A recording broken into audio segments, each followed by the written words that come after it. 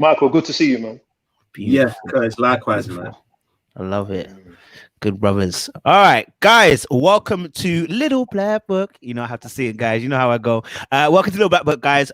We are here with another fantastic live where we're going to talk to you guys about dealing with anger and conflict. Now, today we've got an all men cast today, so there's no females in today, but you know what, I think it's going to be an amazing conversation. Here's why: because I think sometimes we don't get to have a deep conversation around how us as men deal with anger and conflict. I know many of us who grew up maybe in an environment like myself, South London, grew up in the, if they call it, quote unquote hood.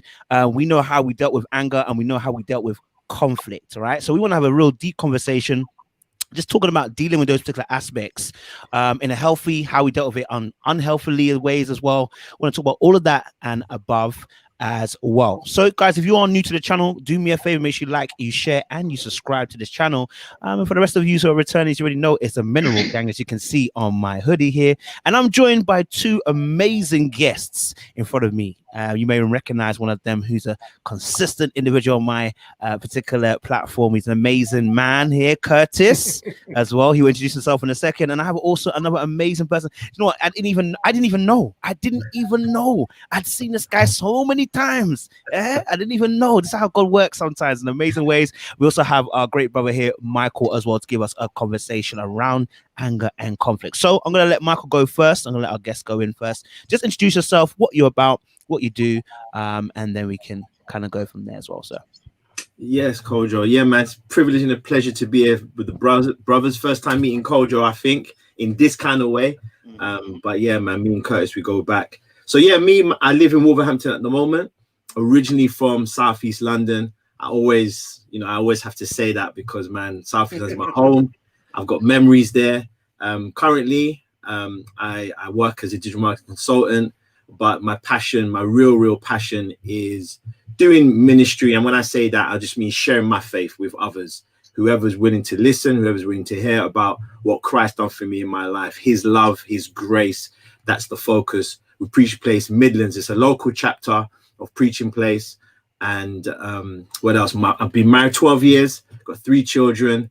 And at the moment, we live in Wolverhampton, the Midlands. So yeah, that's me in a brief nutshell. But bro, your home business dad though. Ooh, yeah. See how you're not gonna set that in there, cuz. Thank you, Curtis, man. Hold on, Michael. Plugging myself like that. But yeah, man, my IG, if people want to connect with me, anything that I've said, that I'm going to say, I should say, questions, because we what's good with having 3 guys, we resonate with different people, and that's good with having more than one person. So you're gonna resonate with Kojo. Subscribe to his channel. I've subscribed as Home Business Dad. So Kojo, if you saw that coming, that's me. So Home Business Dad on IG is my personal IG. I won't plug in my business one, but connect with me on my personal one, Home Business Dad. It's just Home Business Dad, and that's me there. So yeah, man, I'll definitely love to connect with anybody for in the future of advice, and especially men primarily as well. Thank you, Curtis. Yeah, man. Go through, Curtis, as always. Listen, this is Marriage UK. We helping people to navigate life, relationships, single, married, or divorced. We're having that conversation. We're counseling. We're supporting. We have a nice project up our sleeve coming soon to help people on a more intimate level deal with life's challenges, life's struggles, because relationships are about life. We are God-fearing. God is everything. And we're in this struggle to meet God. My passion is to help people understand the sociological and the psychological makeup and as to how we function and why we do what we do, so that we can overcome hidden challenges. That's what we do. So we got married 19 years and counting, and it felt like it was yesterday. And I'm blessed because as much as we're very different, we're very much more similar. And I wouldn't be anywhere else and doing anything else. That's it. Appreciate that. As always, Curtis. Thank you very much. So, guys, I hope you like that introduction as well, number one. Number two, again, the discussion point today we're dealing with is anger and conflict. So before we go into the kind of conversation, I want to read something. I just, for me, I like to kind of still stuff off you know, the internet in terms of definitions. Let me put my glasses on to show I'm official now. So I'm going to read something and then we'll kind of go into the conversation. It says, anger sometimes just happens immediately and we don't stop to consider why. Anger, unlike many other emotions, is always triggered by the pain of some sort. This might be physical or physiological. Anger is also social in nature. That is to say, it always has a target of some sort, be it someone else or ourselves. At its core, anger exists as a defense mechanism to protect ourselves from perceived threats. If we're attacked from behind, our body immediately shifts into anger mode to protect ourselves and to give us a boost in energy. What makes us angry on an individual level depends on a lot of factors. Some of us have better mental walls than others and rarely get angry. A few of us might go into a rage-induced blackouts at the drop of a pin. Different triggers exist for different people. So that's just a short something I picked up when I was scowling for about anger. To start off the conversation here, when we say anger, what's your kind of immediate thought that comes to mind when we say the word anger? Volcano. Why are you gonna be so violent straight away, bro? Because it's violence, man. Listen, it's a volcano, and I'm not going to go into it too heavy at this point, but you know, there's a lot of volcanoes around the world, right? I know you know some of the actual volcanoes. Go on. That men are waiting for to explode, and you know, the scientists are like, yeah, this one's going to go. We don't know when it's going to go, but it's going to go. And when it goes, it's going to be bad. But it's really what's going on underneath. Ooh. Because they know it's all that activity. Let me stop there. I know you're trying to go, sir. Mike's take before he goes to volcanoes. Hurricane, man. Oh, okay. Yeah, that's the first thing that came to my mind. But also another word came to my mind, but it was more of how I saw it in the past was negative. But now I don't. Now I see anger as, when I hear the word anger, I think grace. Oh, okay. Like before, I would just think, issues, something wrong with me, tornado, negative. But I'll be honest, when you said that, for two things came to mind immediately. Yeah, that's what tornado, but grace. That's exactly what came to mind straight away, grace, because of this, then I have more need of this over here. So now it's not a thing of just, oh man, this is something that I've had in me all my life and blah blah. And we'll unpack why, you know, the why for me. But for now, I'm just going to answer your question. For me, it's tornado and grace. I like that. And I think what you guys touched on is amazing, because I think the first word that came to me when I think of anger is violence. And I guess that is maybe, and I think you kind of touched on it, Michael and Curtis as well, the environment that you come from can often dictate how you view anger. Yes. Because how we've experienced anger, which it may not even be anger, it might be wrath that we actually experience rather than anger. And we have concluded that is anger. Yes. And when you see it in its most violent form, we have that picture in our head that when someone gets angry, this is the kind of ending of that particular emotion or feeling. So you might hear words like, you shouldn't be angry. Don't get angry. You know what I mean? But it's a true emotion that actually has, as human beings, we naturally will get angry, but it's what you do with that anger. But we are told oftentimes, suppress that anger. Don't do anything with anger. You shouldn't get to this place, etc., because oftentimes there's a negative connotation. So I guess obviously kind of going to both your points, there's underlying issues that come up with anger. I want to ask a question. Obviously, I guess we kind of always grew up and we've experienced certain things. In your childhoods, in your childhoods, if I can say that in English, when you were growing up, what was your experience with anger?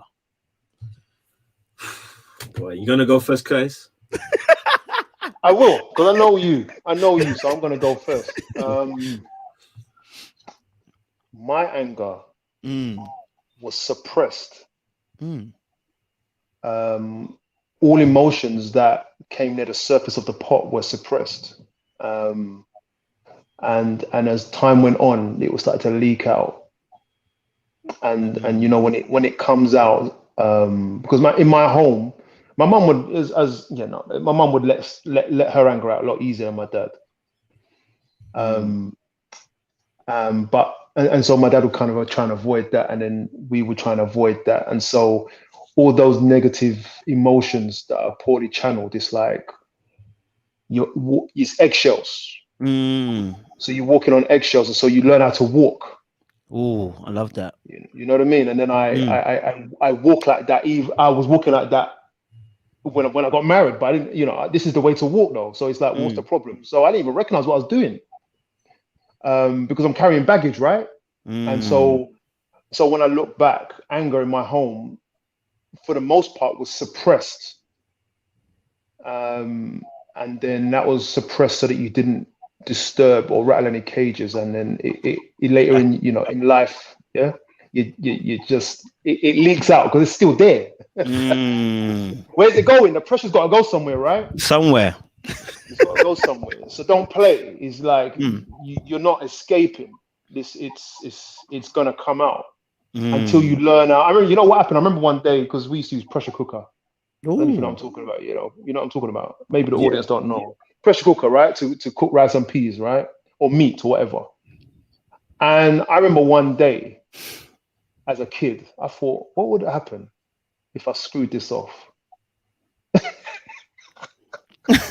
Some boys they don't have sense, this is what it was, right? When you're a teenager, you don't have sense, right? So I'm screwing this thing and nothing's happening. I'm screwing it and nothing's happening. I'm going slow because I don't know what's going to happen. It's just me. See, I'm an experimenter. I want to know what happens when you push the red button.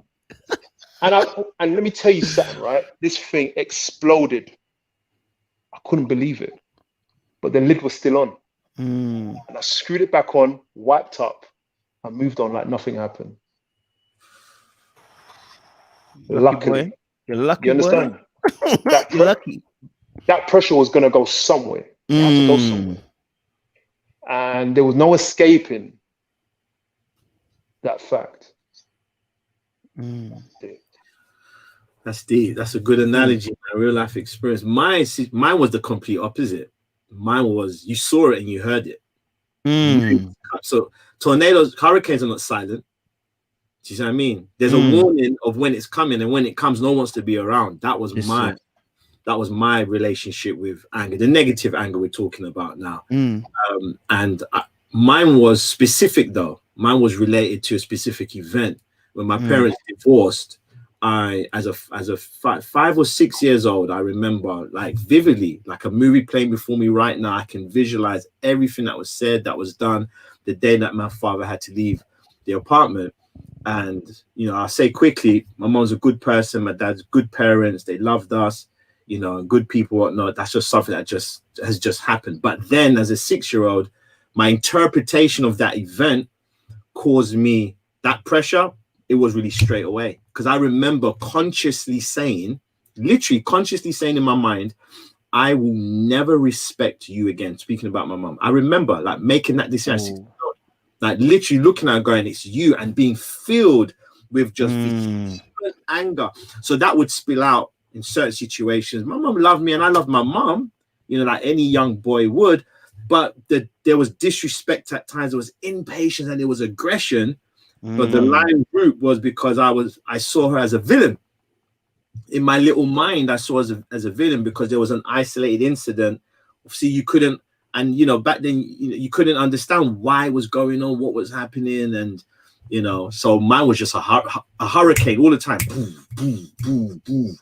Always just it was not nice, because when it would come out, people were shocked, be like, yeah, Michael's a good guy, gets good grades at school.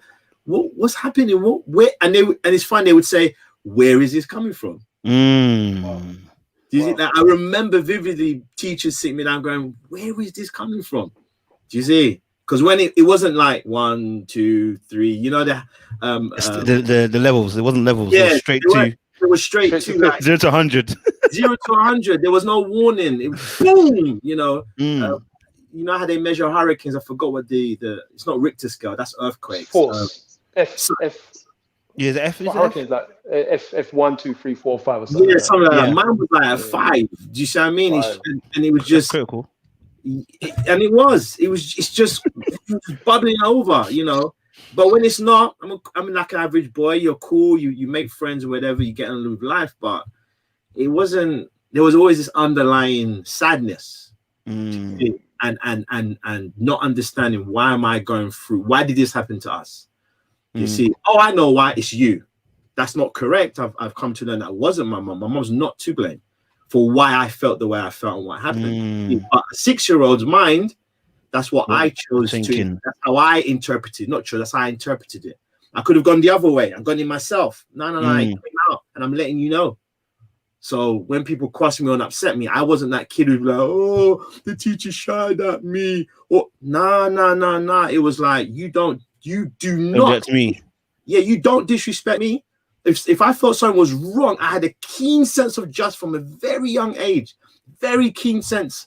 It wasn't, anger, uncontrolled, like just for any take liberties with people. I didn't do that. Didn't become a bully. Didn't join gangs. It was more of a sense of that's wrong. I'm gonna say something. Yeah. Because I felt like someone's done wrong to me, and I felt powerless. So I became this kind of, if something's wrong with somebody else, I'm going to stand up for them. And that's what I would do. Like, I would get involved in arguments with teachers like, no, miss, that's wrong. You're wrong. And I just feel a sense of something has to be done. Like, I couldn't, it was, and because we're young, it wasn't controllable and, blah, blah, blah. But the motive was right all the time, if that makes sense. The motive was right. The delivery was just not good. Do you want to talk to that, Curtis? Do you want to talk to that a little bit there? I saw you. Man, don't hold back, bro, man. You know what I mean? I saw his eyes. Don't hold back, man. An F4 boy. Behind the curtain, man. I was the opposite. I was the opposite. And even now, interestingly with me, I recognize that I can hold anger. Let's talk about that. I can hold it in, but when it comes out, I can lose control. And then when I lose control, and I want to be clear, I don't lose my temper on my family, but because I can hold it and manage it quite well. There's a downside to it, but before I get to the downside, I'm always conscious, even when I've lost my temper. I'm still thinking and very aware of what's going on. And then it was like I realized, oh gosh, about a year ago, that I could feel it affecting my body in a negative way. And so I never learned a release, a valve. There was no valve there. It was just pressure. And I started to feel like my heart was getting weak. Even I could go gym, train, and my main release was the punch bag. That was my main release, but I had nothing else to release. And believe me when I say release stuff that's from when I was a child. I'm feeling it bubble up now. And there were certain events, arguments that I would be getting into that were like, where is this coming from? This ain't me. And I became very, very concerned about myself. And what I noticed was when I do have that time to release, or if an event causes me to release, 3, 4, 5 days, I haven't come back to myself. And something happened in my church a few years ago where it was to do with sexual abuse. This was an old church I used to go to. And that was about nearly 4 years ago now. And I nearly got into a fight with a group of people. Right? And the allegation was against me. It was against someone who was found guilty, but I was being blamed. It was a strange situation, right? And I was in the court and heard the sentencing, and people were coming after me. And I was like, oh, we're gonna have to do this, man. We're gonna have to do this. And the anger that I felt let me tell you this: the anger that I felt that day, I felt like a crack had happened in my brain. This is the God's honest truth. I felt like something cracked. You know, like if you break glass, you cannot fix it. That's what I feel like has happened in my head. And I'm talking to God like, what? I'm not normal now. Now I've got a heightened sense of, what should we call it? Sensitivity. I'm more sensitive to offense. Right? I'm less tolerant. Yeah. Right. Now, not against my family, but anybody else. My tolerance for nonsense is just like, it's reduced now from what it used to be. And I had no control over that. I feel like it's only over the last 6-8 months I've been healing. But it literally, the only thing I can reckon it to was that trauma, that anger that I released. It didn't want to come back. It was like Dragon Ball Z or something like that. You know, Mumra from Thundercats. You understand? When that next thing comes out of the devil, you know what I'm saying? It's like, it was like, I just like, where'd that come from? And I couldn't bottle it back up properly. It's spilling everywhere. Do you know what I mean? And so when I listen to Michael, I'm like, Michael probably was like, you know, I'm not quick to get there. But when I go there, every time I go there, I do damage to my brain. Do you understand? And Winnie will be looking at me going, Curtis, come on, man. I don't like to see you go through things. I'm like, I'm sitting, I'm like, I'm the nicest guy. But the stuff is there. Do you know what I mean? It's there. I don't even want to add to that, Michael, again. You know, I saw you nodding the head, so I don't know. I don't want to step in yet. Yeah, it's interesting because as I reflect, anger, you said it in the read up you gave as an introduction, right? And as Christians, a lot of Christians have a problem with acknowledging that sometimes there are reasons. They're not always good reasons, but there are reasons. And because we're so fixated on it's a sin, it's wrong, and you shouldn't do what's wrong, we are more susceptible to hiding the reality of the trigger. Like if I go to sit down, simple analogy, and this actually happened, it's not even an analogy. You go and sit down in class, secondary school, and you look and it's a draw pin. I'm sure you've not done that, man.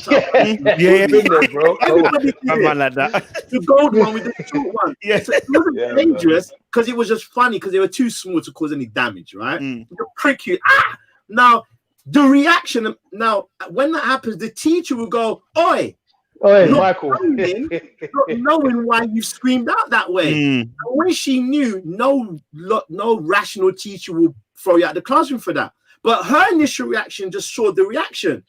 So her reaction, you got a ripple effect. But no one knows now imagine no one knew what the reason was. And you do get chucked out. You're going to now be angry. Because you're like, no, but Mr. Trigger, no. And no one's letting you finish the story, finish your explanation. No one's letting you get out what happened.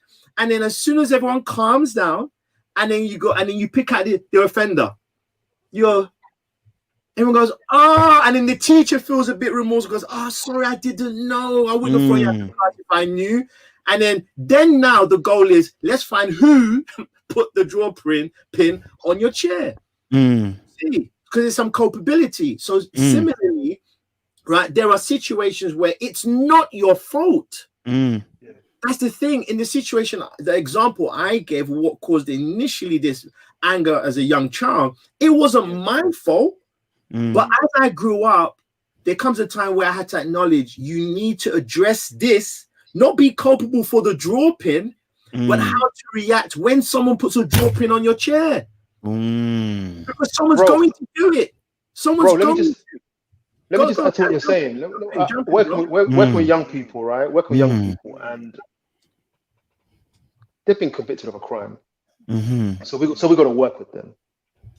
And some of the stuff you hear them do, you get it. Now they've got an order from the court to work with someone like myself.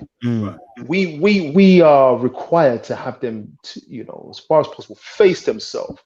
Right. And sometimes you see anger that is like spitting. If they could breathe fire, they would. And Mm. you know what's interesting, bro? They don't even understand. They don't know why. This is They don't it. know why. Why are you angry? Don't know. But they're dying out. They're willing to kill. Mm. They want. You know what? You remember that movie Crash? I don't know if you've Yeah. seen the movie Crash, right? That movie, I clocked it straight away. Yeah. The opening scene says we are. What's Connected. it say? Something so- like, we're so desperate to connect with people that we're willing to crash into people just to make a connection. Like, I need something to release this, and this is nothing new, but people don't know. You be married and don't know. You'll be hurting. I was watching one Steve Wilkos today, and he's saying the brother's clapping up his woman. He's accusing her of cheating. She's never cheated. Turns out that he's cheating, and he's physically assaulting her, right? Oh, jeez. And they asked him, like, why do you do that? And he couldn't. Why are you doing that? Explain. And he couldn't explain it. But do you know, Kurt, do you know why? This is my theory. Why? Go for it, man. My experiences. Why we get to a place we can't explain why? Because we so long not addressed it. You're so used. You actually do deceive yourself that you're okay. You don't know what's wrong, because it's almost like a journey. Let's say when you get in the car, the further you get away from your house, the smaller it gets, right? Yeah. And so when you look back, you can't see the house no more. Yes, Right? man. It's like that. It's like you had a chance to go, oh yeah, there's my house. Oh, there's my house. Oh, where's my house? So now when somebody says, can you see your house? You're so far away because you're so used to not acknowledging, not excusing, and let me be careful here, not Yeah, excusing. fun. But why? The draw print was pointing if your backside.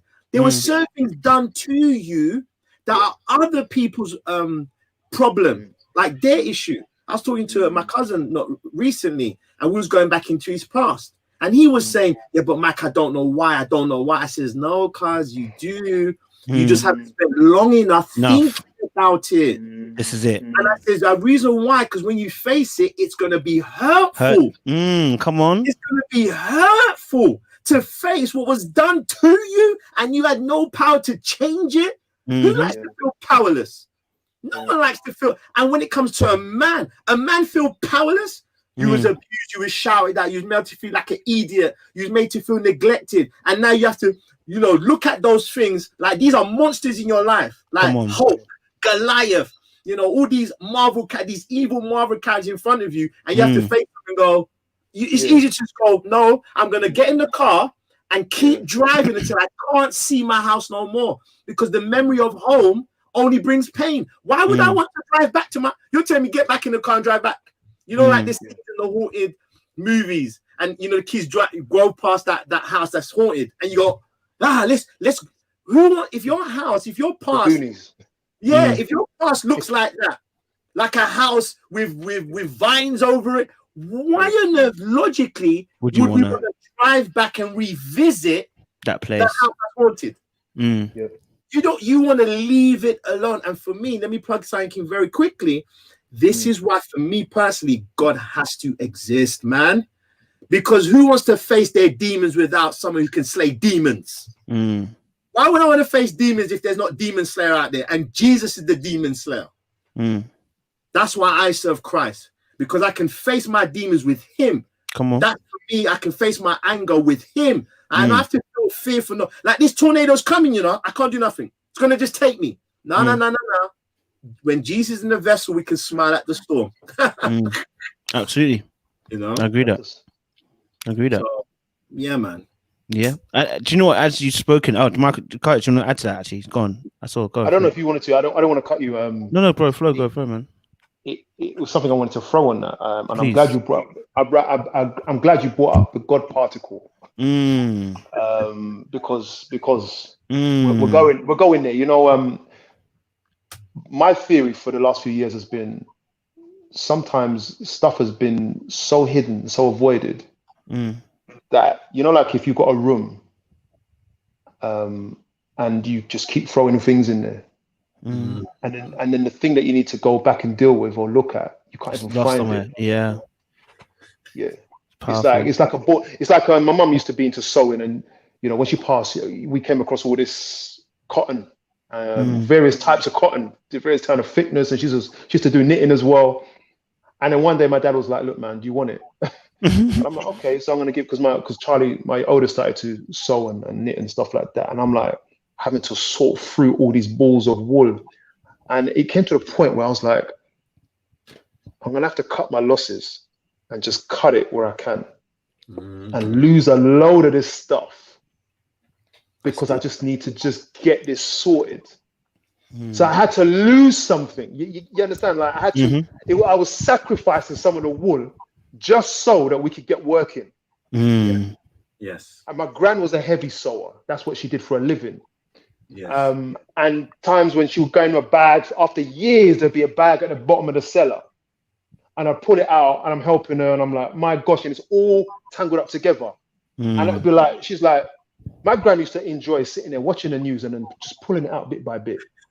I'm like, but I just was like, get scissors and cut it at that point where you think you can work. And all this is waste. And then you've got the scriptures that say, consider it not a loss. Consider your losses not a loss, but consider them a gain. So it's like you said, bro, that pride that men will have to protect themselves. Yeah. They don't want to lose it. They don't want to be like, well, I'm not throwing anything away. They're more like, what we want to do is we want to learn how to let that go and the other things that come with it. Yeah. Because let me say sorry. No, you took a pause. Finish, Curtis. Finish. I thought you finished. No. Cut me. Serious. You sure? Yeah. Let me explain why I came with that analogy about driving away from the house and not wanting to turn back. Because that's why I experienced. I remember being in school and we had a little kind of youth mentor guy. And it was me and one of my good friends. I was like 12, 13. And he would mentor us. And then it got to him asking us about our backgrounds and whatnot. And I remember from primary school up into secondary school, people always trying to go into my past to see why am I reacting the way that I'm reacting. And I never, ever speak to them. And I would say to them, what is the point? It can't change. It's not going to change. And they would say, no, we're not trying to change the past. We're trying to deal with you. And I'm like, but in my head, I was like, yeah, but you can't, because what I want can't change. So I'm not going to be happy. That's how I logically saw it. I want that to go back together. Mum and dad. So you're not God, and God can't even do it because he's been trying, so to speak. In my little mind, we're religious. We grew up in a Christian home. My grandparents would pray for them to get back together. So when they're not seeing this happen, I'm like, the logic I had was this: I want that. And that's what's going to happen. So the way I'm feeling is always going to stay the same. Yeah. And so why would I want to revisit that the event that caused the feeling with you? But there's no point. That's too hurtful. Bro, God, guys, if you ain't been through this, it's too painful to lose that. Your parents separating. Your world is gone, like, just destroyed. There's no more world. Like in Endgame, was it? And Thingy just destroyed everything. Yeah. Like, he just destroyed everything. Like, no one. It's like that. It's like everything's gone. So the way I'm going to function in life, let me just continue moving on and buried. And I like your analogy, Curtis. You throw something else in that room, you keep throwing, and then now it comes the day to revisit. You're just like, it's too much. It's loud, that man, brethren. Loud. I don't want to go. On top of that, the thing is that we don't even recognize. Like, if they say, "What's bothering you, Michael? Why are you like this? Kojo, why are you like this?" And it's like, I don't know, because when I look in that room, it's just a mess. Yeah, but Kojo, this for me, that's not you're right, and I don't want to pull it as in that's a bad thing. I'm just saying that's just the normal way we have to go without God, because unless what other alternative? You have to give a hope in it. Like, why am I going to pull the rug from under your feet? Yes, and just for you to acknowledge it, but for why? But how? Because I can't understand, how do we process these hurtful experiences without, and I'm not talking about just processing it, I mean the very feeling tornado I have in my heart. No AA group, no counselor could take that away. I'm not talking about not being analytical. There are psychologists, secular, who be able to help you maybe come to some kind of terms to help you manage. And that's why I'm not an expert in these areas, but that's the words I've heard them use. Manage your anger, manage your alcohol, manage. It's always management. It's never victory. Because they don't believe in that. And that's fine. I'm not dogging those sciences. I'll have you. Right? I want to come to you on that one, Mike. I like it. Thursday. All I'm saying is, because I'm not trying to knock where people are in it. That's why I say that, right? But what I'm saying is the feeling, the consequences. Even though I analyze everything, the feeling was there. And that's what I'm talking about, man. That for example, you lose a lost one, you lose a loved one, right? Now, 20 years later, as soon as you start talking about it, what happens? The same tears. You don't ever overcome the feeling. You're not supposed to in that situation. You're not supposed to overcome because the love. And similarly, I don't see any other way I could have not manage it, but God take it away because there was something else he replaced it with, because it's love that I felt was gone. My value, my worth. It's like, how can you take that? How can you analyze that? Because you would have analyzed it in your philosophical way, but I still would have felt not loved. And if the person, the psychoanalyst said, but you are loved, I'm like, how? What evidence do you have of that? Like, imagine when you're not actually loved. And then I've heard interviews where people go, no, but you are loved. And they go, by who? But I have no one in my life. And then you hear them go like, oh, what can I use to make this person feel better? And this is why there are subsections in our society that only God can help, because there is nothing good happening in their life. There is nothing. You can't go, oh no, but your dad, yeah? They're like, no, my dad left me. He's an abuser. Oh, but my mom, no, she's an abuser too. She's on crack cocaine. And my boyfriend. And nothing has happened good in their life. Like nothing. I don't know if you have been, but I know I've not been through that. But I've listened to people online. I'm like, the only thing that's going to help that individual is to say something out of this world does still value you and still loves you. Do you see? Well, I'm getting passionate here, so excuse me. Excuse me. Hey, listen, there ain't no problem here. There ain't no problem here, bro. Trust me. Keep that passion. Go on, Kay. But Mike, I don't even know if it's Mike. No, it's all right. Hey, bro, come on. You can. No. You have an alternative viewpoint or a different angle. I stand in two opposing places, possibly at the same time. Okay. Interesting. I remember an interview on one talk show. It might have been Montel when Kirk Franklin admitted that he was addicted to porn. Brave guy, man. I thought, well done. And as a result of that, he freed up a lot of people, I believe, by just being honest about his journey. Wow. And they obviously, because he's a Christian, they had then now a psychologist on the show looking at it purely from a clinical perspective. And he said, the psychologist says to Kirk, at the end of the show, you won't ever overcome your addiction. You'll just learn to manage it. And I was like, okay.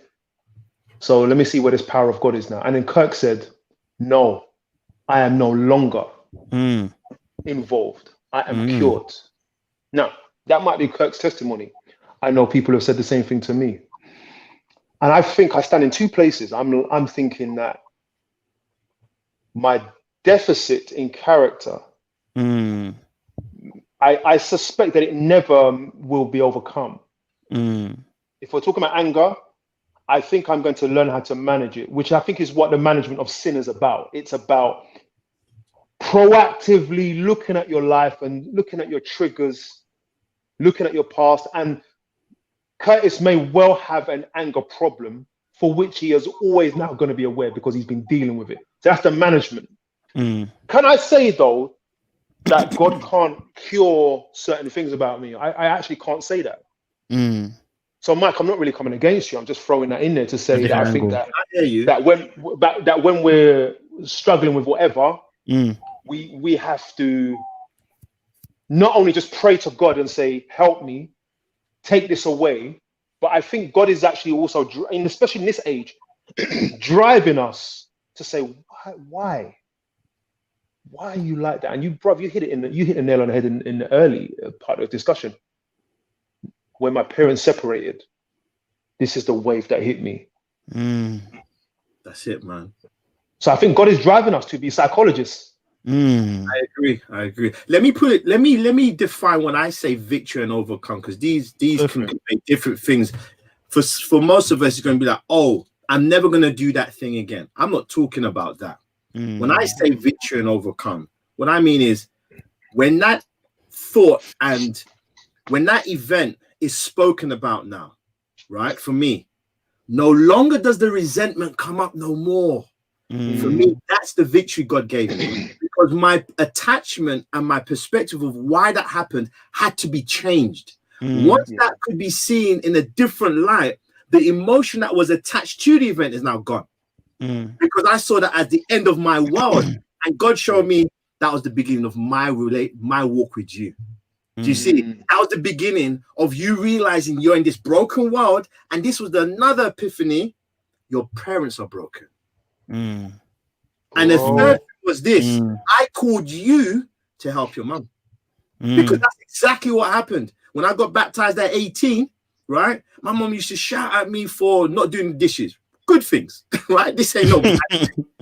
Mothers might watch and go, oh, yeah, that's right, kind of thing. I'm not saying that was wrong at all. All I'm saying is her frustration. That's it. They put it with frustration. Her frustration with me. Guess what? It disappeared because God showed me through looking at the example of Jesus, a young man helping his mother and the house and his dad around the house. I was like, yo, now I'm a Christian now. I want to follow Jesus. Let me just do the dishes straight away. Let me clean up the sitting room. And I will never forget it. She come to the house. She didn't shout. She came to the room and gave me a massive kiss on my cheek, right? And hugged me. And I was like, all of this time, I could have relieved the pressure of life. Not single mother in the literal sense, because dad was still around taking us to on the weekends, but she was still a single mother in that sense during the week. Having 2 jobs, clean job early in the morning, then doing a secretarial job, having to balance all these things. And then all she's doing is asking me, the elders, can you do the dishes? And I'm there on Mega Drive playing Street Fighter. And she comes home and obviously she's like, it's frustration. And there's again the drop-in analogy. She's not angry in the kind of, it's nonsensical. It's like, son, I'm out all day. Can you just do the dishes? And I'm eating. And the electricity I'm using is from my mom's hard-earned sweat, and I can't do. And then on top of that, I gave a lip. Come on, I literally gave. So when I came to Christ, for me, I saw like Jesus so practical. The principles in the Word. He showed me. Love now, true love took the place. Of course, I love my mom. That's human love. True love, Mike, humble yourself, sacrifice. And that's what I started to do. And that tornado that was coming through my frustration, it just literally, I'm not exaggerating, it went because I started to support and see what can I do? What were the reasons why she's angry like this at me, shouting and blah, blah, blah, blah, blah, blah, blah, blah, blah. And when I took that position, it's like it. So that's what I mean by overcome. I'm not suggesting for 1 minute, bro, that the proclivity and the tendency in my character is gone. Oh, no. Yeah. I don't want it to go because that's going to keep me on grace. I don't want it to kind of one day go, I've graduated. Where's my certificate? It says anger management. Like you've no. I don't want that because for me personally, this is where I've come in my walk. If I ever feel like it is the proclivity, I've arrived. Forget it. Pride. Forget it. No longer do I need to really pray, exercise faith. I want it to be like, no, Mike, the day you take your eyes off, you start to think.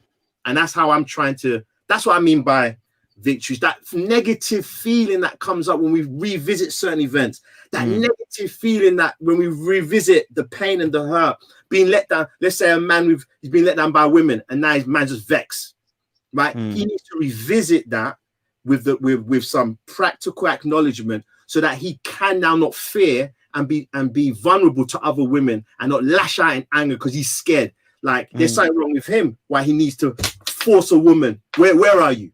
Where's this? Where's that? And vice versa for the females. There are reasons we act like that. Do you see what I mean?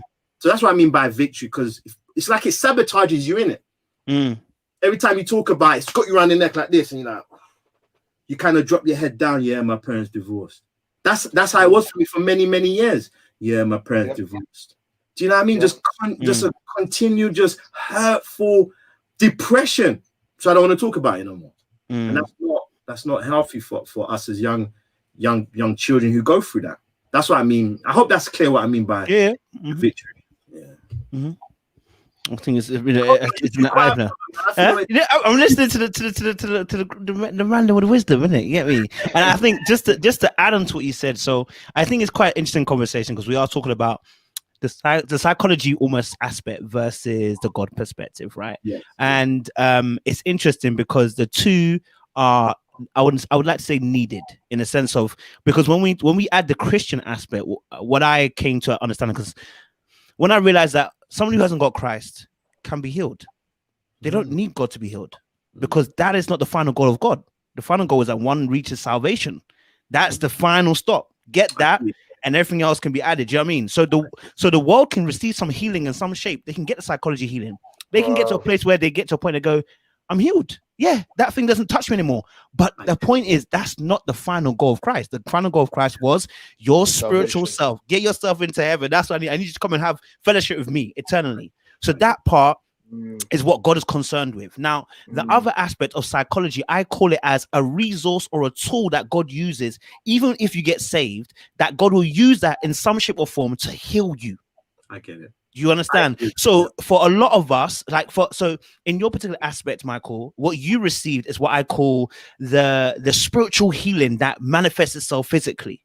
So God just gave you a healing. You don't have to go through the counselors and stuff like that, blah, blah. He just gave you the healing, and that kind of manifested itself physically. So what you saw is your truest perspective. And that's actually true, because what you received was a healing that way. So if I break my leg and God heals it instantly, yeah, God has healed legs. You understand? But if I get a broken leg and doctor heals it, it's the same thing. God has inspired man to have wisdom to heal my leg. Do you get me? So some of us are blessed. We get that healing instantly.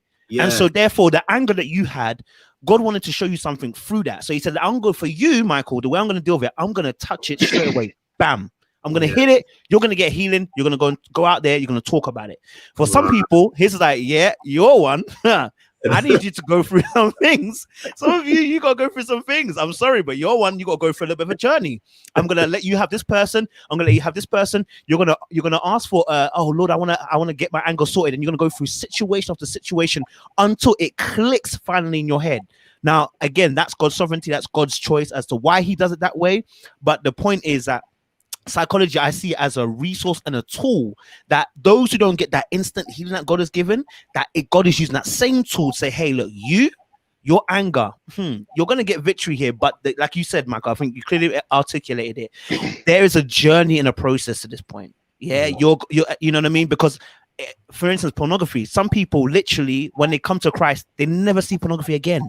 And for some of us, Chale, there's a demon still running after you. It's still chasing you. You stop, he collecting you. You know what I mean?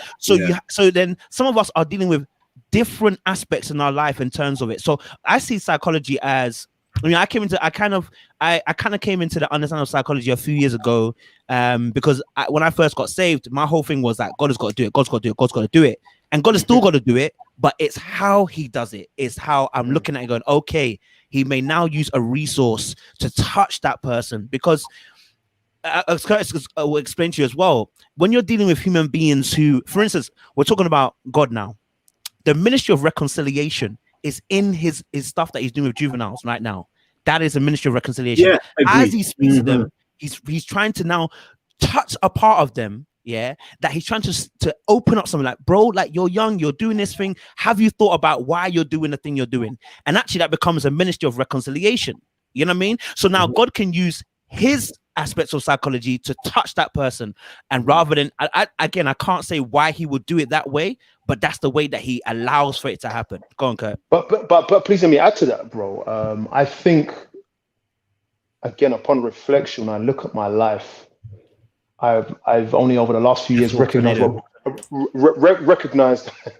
what grace is, and I think that grace allows us to see more.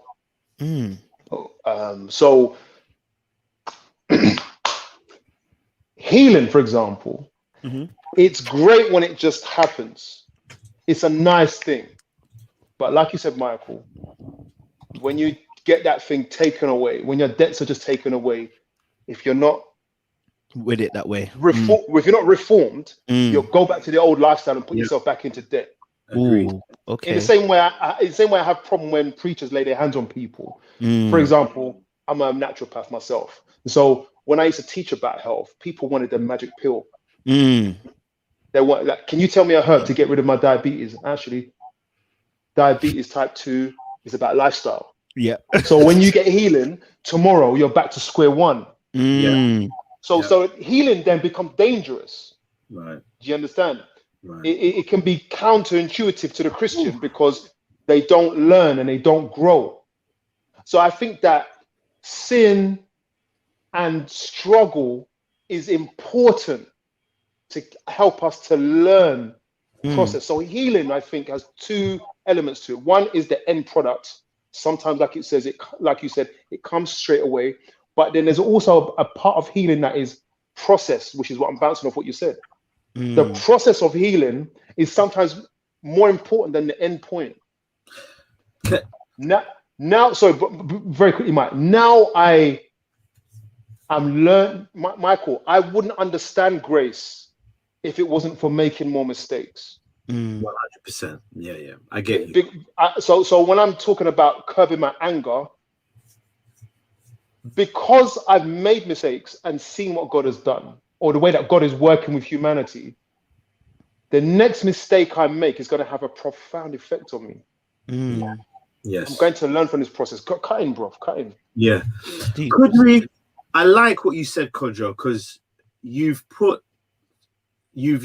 explained something that is very practical, and it makes sense because at the end of the day, God still got the glory, whether he used that means or that means. The ultimate goal at the end was for that person to be not held captive to their part.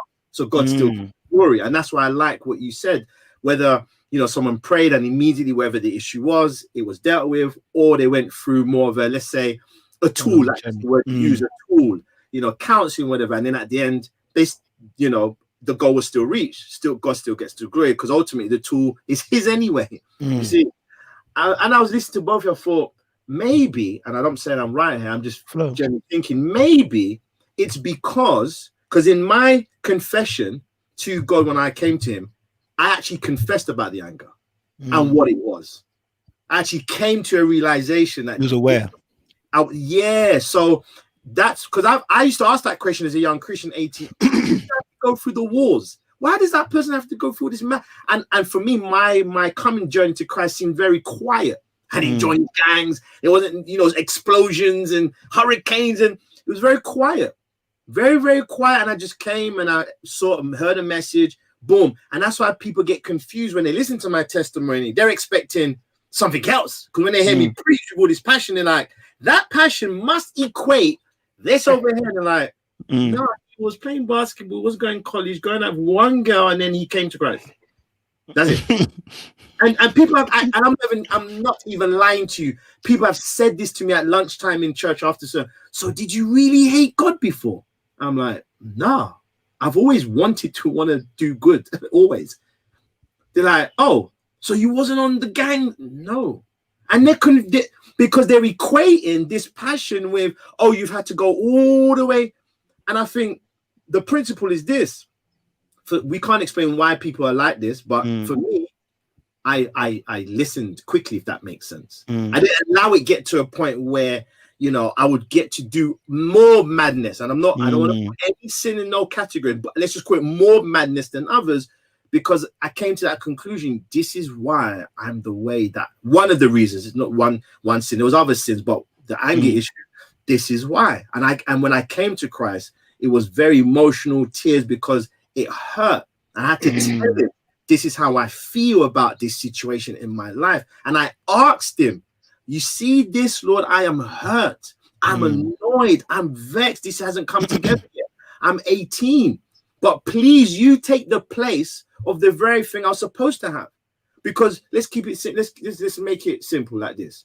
you feel like you're not loved. That's what you feel like. I was loved by my mom and my dad. But for the child, you're like, no, you're supposed to be together. Do you see? Nothing else. Then, and this is the deep thing about the family. Whatever that love situation is more powerful than two parents loving the child separately. It's still love, but it's not that. Yeah, I know what you mean. Do you see it's not unified the way you want it to be. Yeah, that's deep and so that. But that's what I want, because remember, I tasted, innit? You've seen them together. For children who hasn't grown up in that season, they don't feel what they've lacked. They don't really know. I had two parents married, then it broke. So now what do you think I want? I want that one. Hey man, you know, like you're used to a certain type of juice, and then take, you know, Ribena sarsaparilla, they've watered it down. I know they've watered it down. Standard, man. It's got a back taste to it now. It's not even tasty. I knew it wasn't just me, you know. I knew it wasn't just me. I was like, nah, they've watered down Ribena and sarsaparilla. When back in the day, you had to pick. Yes. Tick. Yeah. So, syrup. Because we're used to a taste, you're not satisfied with, and I wasn't satisfied naturally, because this is not what I've grown up in. I had to confess that, and when I mean confess, not that it was sinful the way I felt, but just tell God about how I feel about what's gone on all these years and this lack that I'm feeling.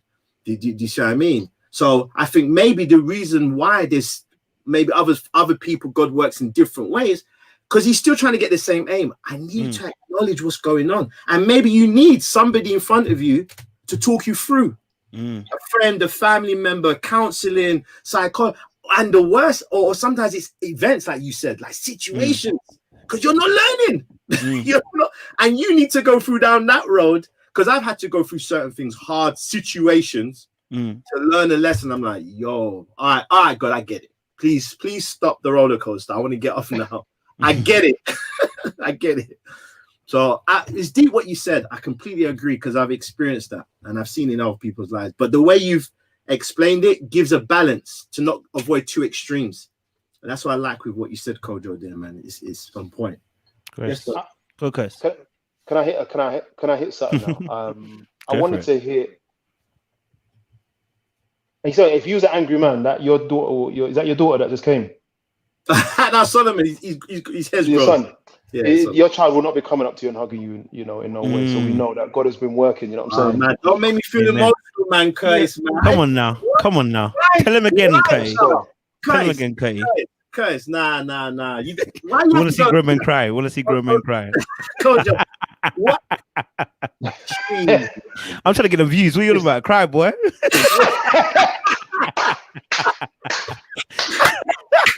Work up them tears, boy. I'm gonna cut it. It's like, yes. Put your finger in your eye or something. I don't know. Cut an onion or something, man.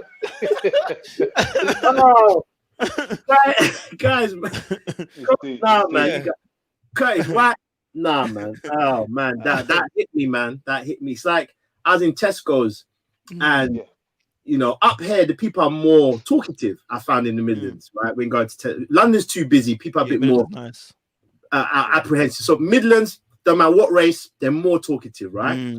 So a woman's talking to me, as they always do, and cut long story short, she started talking about how she used to do like what they call where you take kids from school, look after them for a little while until the parents come home.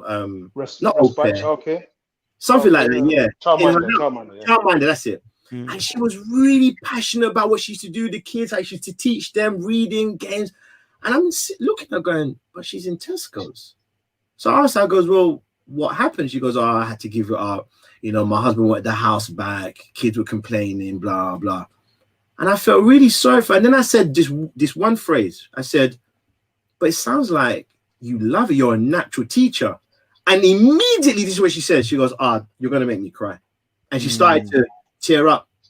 And I left the Tesco and I thought, man, we have no idea sometimes. Like my words were just, yeah, you're a natural teacher. You love it. It's just like what you said.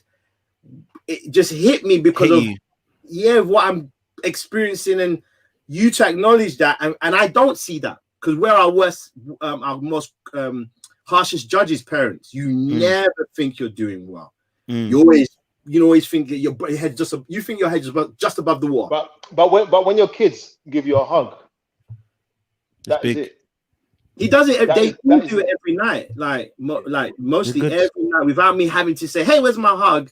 They just come and affectionate like that. Well, So I can tell you, my two oldest ones, my boy's doing it a bit, but my eldest one, nah. Yeah, How is he? I'm not. I I'm thought not I was going. doing well, and I thought I was doing well until where's my hug? You know what I mean? Nothing. I have to take it. By yeah, but force. how old is she now? How old is she? 17. Yeah, Oh, she's yeah. grown, man. Yeah. Better get the fuck out of It's here. still not right though. It don't feel When she, right. when she gets 20, when she gets 22, 23, she'll remember that dad is there, innit? Right? And She's when gonna a regret coin this, needed, the coin is needed. But who was speaking? I think Curtis is gonna say something. I wanted to bring up two issues here around relationships and marriage. Yeah. Pre-COVID, Mm. the domestic violence death rate Mm. was near 2 women a week Mm. in the UK. It's a lot. Yeah. My belief is that in those relationships, there is always a sign Mm. that there's a problem, but it's chosen to be ignored. Mm. Post-COVID, we're looking at near 5. Damn. Jeez, man. And I think I felt that it was always kind of responsible for us Mm. to reach out to anyone watching now. If you are going through it, it sounds simple to say leave. It's never that simple. It's never that simple. Never that simple. But that is all you can do. You can't run into the house and say, "I know what you're doing." You know what I mean? You can't do that. You can't. There are no. I used to be in I was working with a domestic violence agency a couple of years ago, and we had a very interesting discussion about it. Surrounded by social workers, how does someone who is going through domestic violence, how do they fix their situation, and what advice have you got? And there is no advice. There isn't. That will work. It just sounds simple. Get out and run. It sounds simple, but it's not that simple. Yeah. And it's a cry to say, if you can run. But you have to do something because it's serious. But I think looking at the angle of, for those who are partners to someone who has anger issues, I would like to suggest that a lot of the time it is seen but ignored in the hope that it will change. What are your thoughts on that? Cool. Go on, Max. Man. Andrew Fuller, a good friend of mine, said, hurt people. And when he said that years ago, I've never forgot it, because I said, well, that means my weakness can potentially ruin the very thing I say I love. The very person I say I love. I think I said this on the live with Curtis or on the phone call, and I said, for me, there's levels to anger. Let me say, the first is levels to anger. There's levels. So when we say anger, I'm not violent, never have been, never laid my hands on anybody. Amen. I didn't see that, and I've never seen that, right? So I didn't grow up seeing. So I grew up from young just thinking that's just not normal, because I do believe when it comes to those kind of things, it's learnt behavior. Not condoning it, but it is learnt behavior, because not every man's like that. Some men like, what? They're like, what is going on? How on earth can you do that? Because it's not in your paradigm.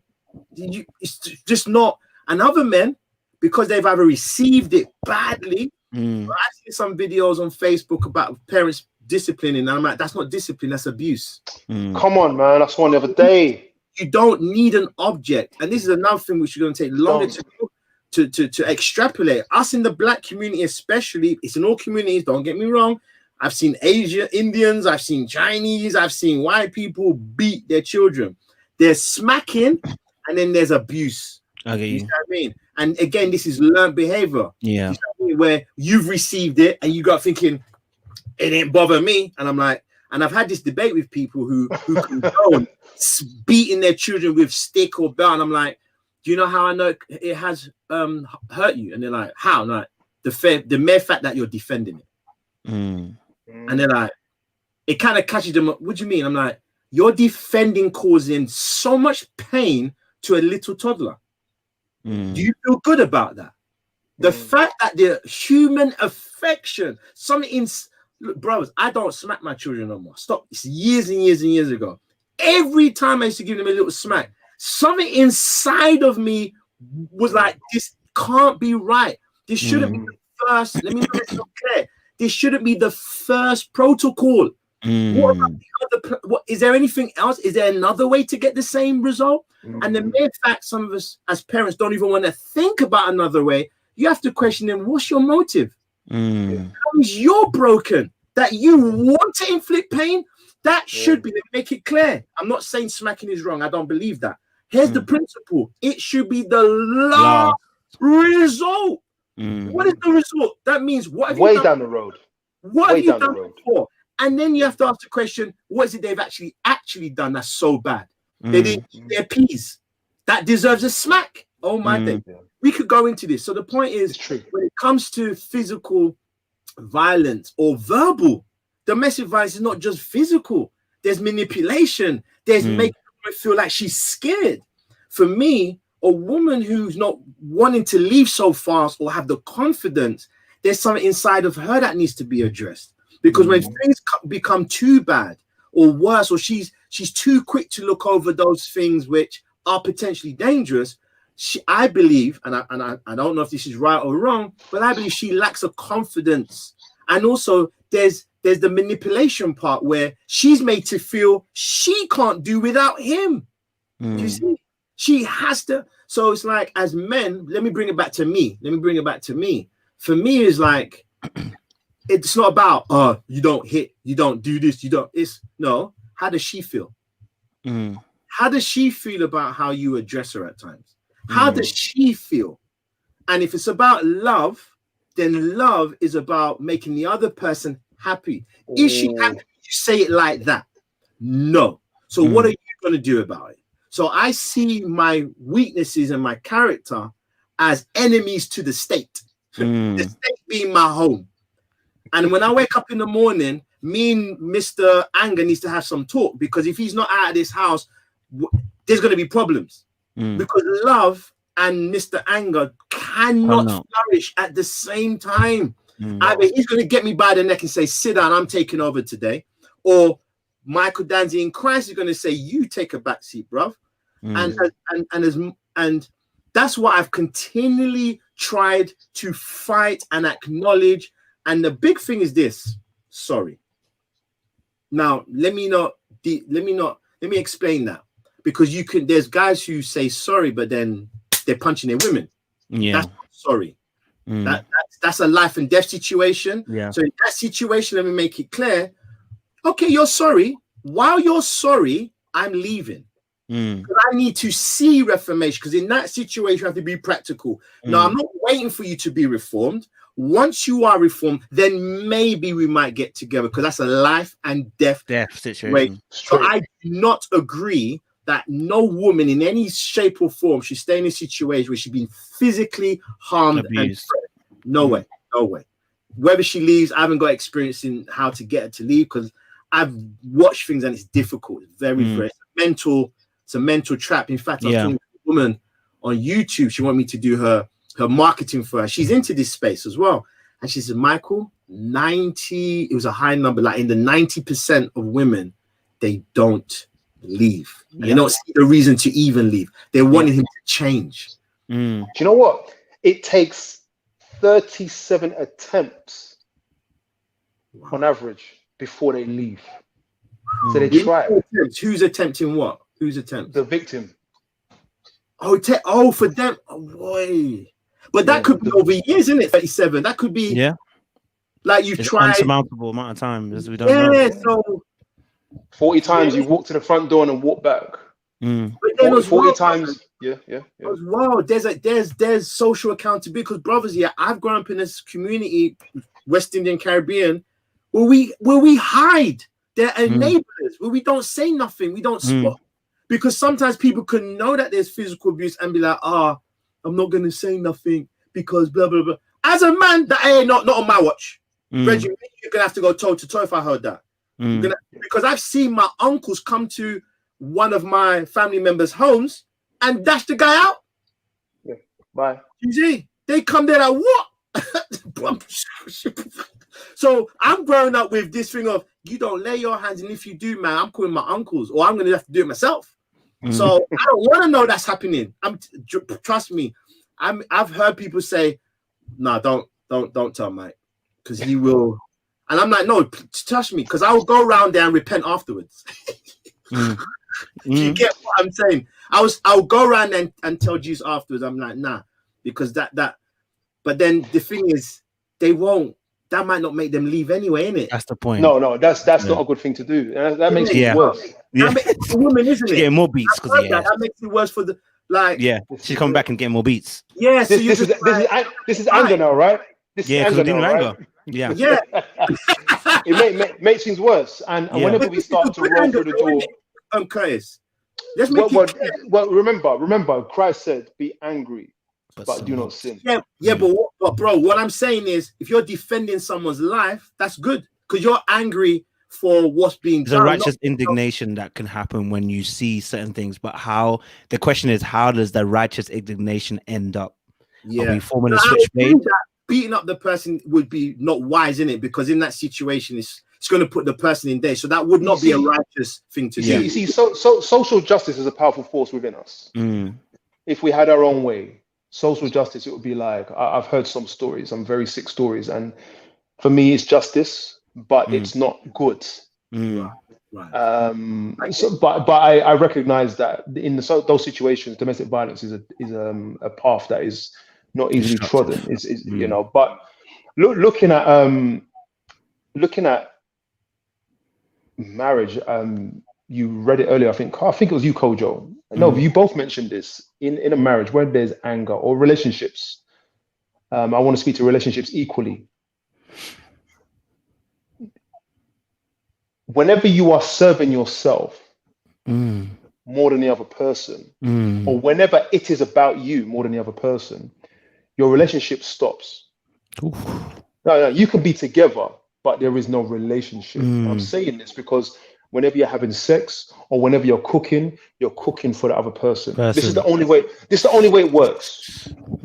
So whenever you're angry or you have anger problems, the first person that you are constantly looking at is yourself, what you want and your needs, because anger is a protective mechanism. Some of us have lost control of ourselves, but it is a protective mechanism to protect yourself. In reality, me and you, if I'm with my lady as a man, you are safe. You are a safe space for me. You need to know my past. You're not gonna hurt me. You're not gonna say certain things, or I'm gonna get angry because I need to protect myself. But you must not push those buttons for me, and I must be self-conscious. Yeah. To not be all about how I feel. Yeah.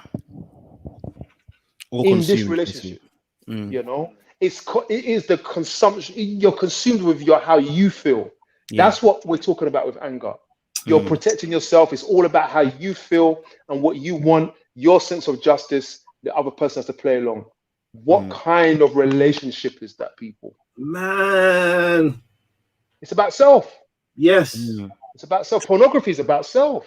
When we see man strangling a woman and trying to get joy out of it, that's self. You bring it. Now, you do that on the road, you can do that on road, but when you want to have a relationship where you feel safe, it's about the other person. Bro, I can tell you this. I thank God for revelation. You know, when Michael said, "Oh, God came and just," for me, I thank God. A few years ago, I'm like, I am not here for me. I'm here for her. You cannot be in a marriage where, this is why I always say to people, blend your money. But that's another topic. Kojo, we'll come to that one another day. This is Curtis' favorite topic, trust me, bro.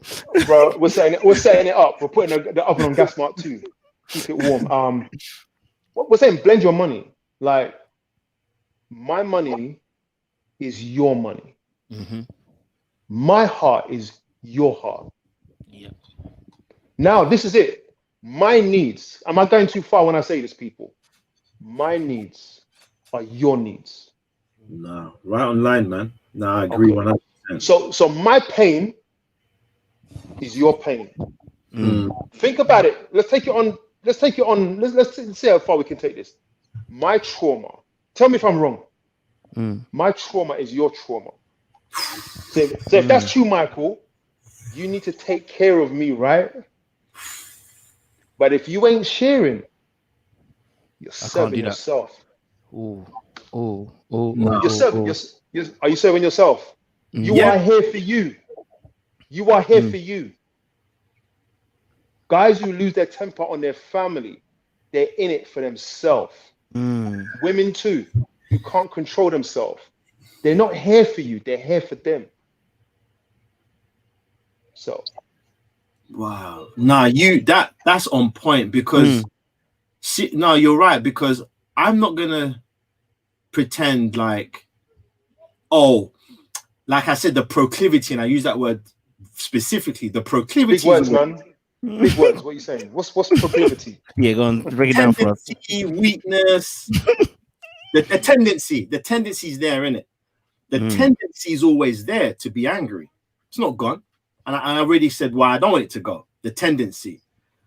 But I have to admit, I have to give glory to God.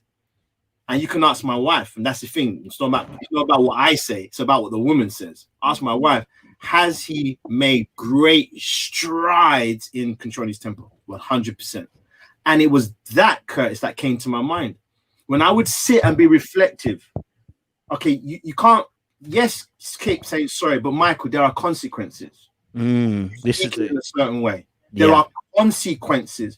You're gonna well, great, you're saying sorry, but she's a human being, and she's going to eventually lose trust or be apprehensive to say certain things because you're gonna blow up and raise your voice. Now the thing is, that was normal in my home. My mom will raise the voice, I'm raising my voice, and 2 minutes later, Mike, go to the videos and get a movie for this week. No, literally. Even when my wife and I, when we were courting, when we were going out, Ginny would come to the house before my mom went to moved out of the country. She should visit, and she would see me and my mom go like volume, and it literally as if there was nothing, because we knew what when we were really angry, and that wasn't. But to everybody else, it's like that's extreme. You see? Right, and even when we were so used to doing that, we knew it wasn't like real kind of like I hate you kind of anger. It was I don't agree, you're not listening, Michael, you're a dickhead, Mom, you're not listening to me, and this has to get our points across. 2 minutes later, my mom's like, yeah, and what do you want for lunch? And Janine would be like, look, going, my brother, I can't live like that, man. I tell you, I would have lost my mind in them situations. You're used to it, and that's why he's a revelation. Yeah, there's nothing different. That's nothing different. You just like it's the norm. But I've realized a long time ago that the delivery does count. It's not about just the motive. Absolutely. No, my heart. No. You're now living with somebody who doesn't like that way, and not only that. Further than that, your standard is Christ. I don't read Christ being this way, so I don't want to be this way. I want to be meek. I want to be able to hear a different point of view, and I'll be like, what? And just be like, okay, bro. Let me cut you on this, right? Power. To me, that's power. Just quickly, Curtis. Yeah. And I acknowledge what you said. The flipping and the losing of your temper is because I'm not being satisfied in the way I want. And as I sat and I said, if I just focused on pleasing my wife in every which way, if I made that my ultimate goal, then why am I going to get angry? Because I looked at the things that's upsetting me, and I'm like, and all of them were about me. I analyzed. I said, I'm upset because of this. You didn't say this then. You didn't do this. You did not do it. Then I said, well, let me start doing, and let me start not making the focus what I want. And bro, let me tell you, theoretically, she didn't even need to change. And our marriage just went whoop. And literally, she did not need to even change herself. It's the same person that I thought was causing me aggro. There was no problem with her in the first place. And that's why I love the word, because it wasn't about me trying to change her and her get to see my point of view. I just made the changes by the grace of God. And when I made it her, the arguments went from to zero. There was nothing to argue about. So now when I argue about certain things, right, let's say, for example, how come the kitchen's messy? Guess what? I do it. You do it. Because if the issue's mess, then clean up the mess. And I analyzed the issue wasn't the mess. The issue is you said to do something and she didn't do it the time you wanted to do it. And where did we learn that? That's baggage we picked up because that's how you were treated. It wasn't about the thing. It was about you must listen. You despise my authority. And in the Caribbean culture, that's like supreme authority. You must listen. It wasn't really about being clean. It was just about listening. It wasn't really about grace. It was about not shaming your mum and dad. Bro, it was about the love of education. It was about not shaming them. And we bring that over into our relationship, not realizing a lot of philosophies are hijacking ourselves and hijacking the person that you want to love. And we do love them. But man, there's so much more that can come out of this relationship if we deal with these things. So, because the thing I love about love, it's never ending, man.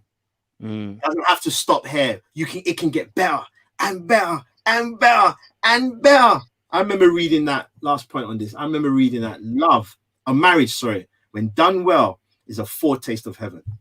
Blew me away. Heaven on earth in your marriage? What does that look like? That's what I'm striving for.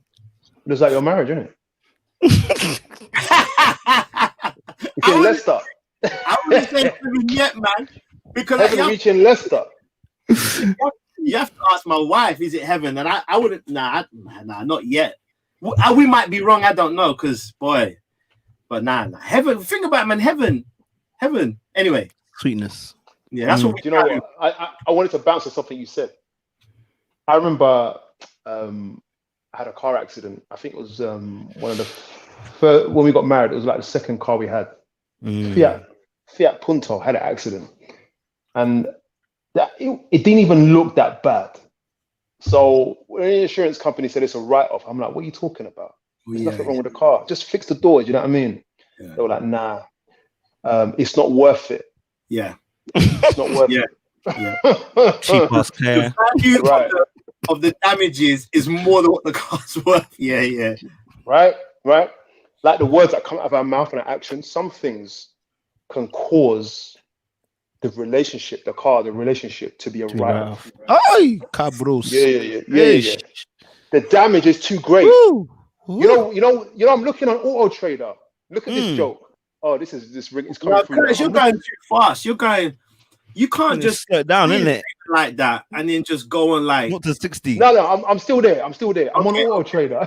I'm on Auto Trader and I'm looking at this car. This car look crisp me. That's a good price, man. Category N, Category D, Category S, damage. Ooh. And you know what? I'm going to tell you this quick story. Ooh, I actually put up a post recently on Instagram. You saw my stories. It might still be there yesterday. Me and Winnie, when we first got married, we bought a Rover Metro. You don't know about that, innit? It's an old car, man. Yeah, man. It's an old car. It is. When you're getting married, right? Yeah, it's a little tiny beat up car, right? Now, let me tell you this. We bought it in the night. We were desperate for a car, yeah?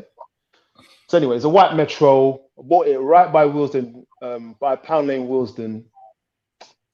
Who told me to do that? Juanita said to me, yeah, it's a good deal. I saw it. It's £550. So I went to buy this car and bought this car, brought it home. Look at that. Car drives like a go-kart. Lovely. I live in Croydon. She lived in Tottenham and I worked in Chiswick. So I needed a car. So I'm driving this car and I showed my dad the car. My dad, and I never even looked under the bonnet, you know. That's how stupid I was. my dad looked on the car and found that one of the suspension struts was rusted off. Mm. So at any minute, the car's gonna fall on the ground. You understand? My dad said, "What the heck is going on here?" So I took it back to the guys to find, that what they had done was they had welded two cars together, and then they used this, but it was poorly welded and it was rust all on the inside.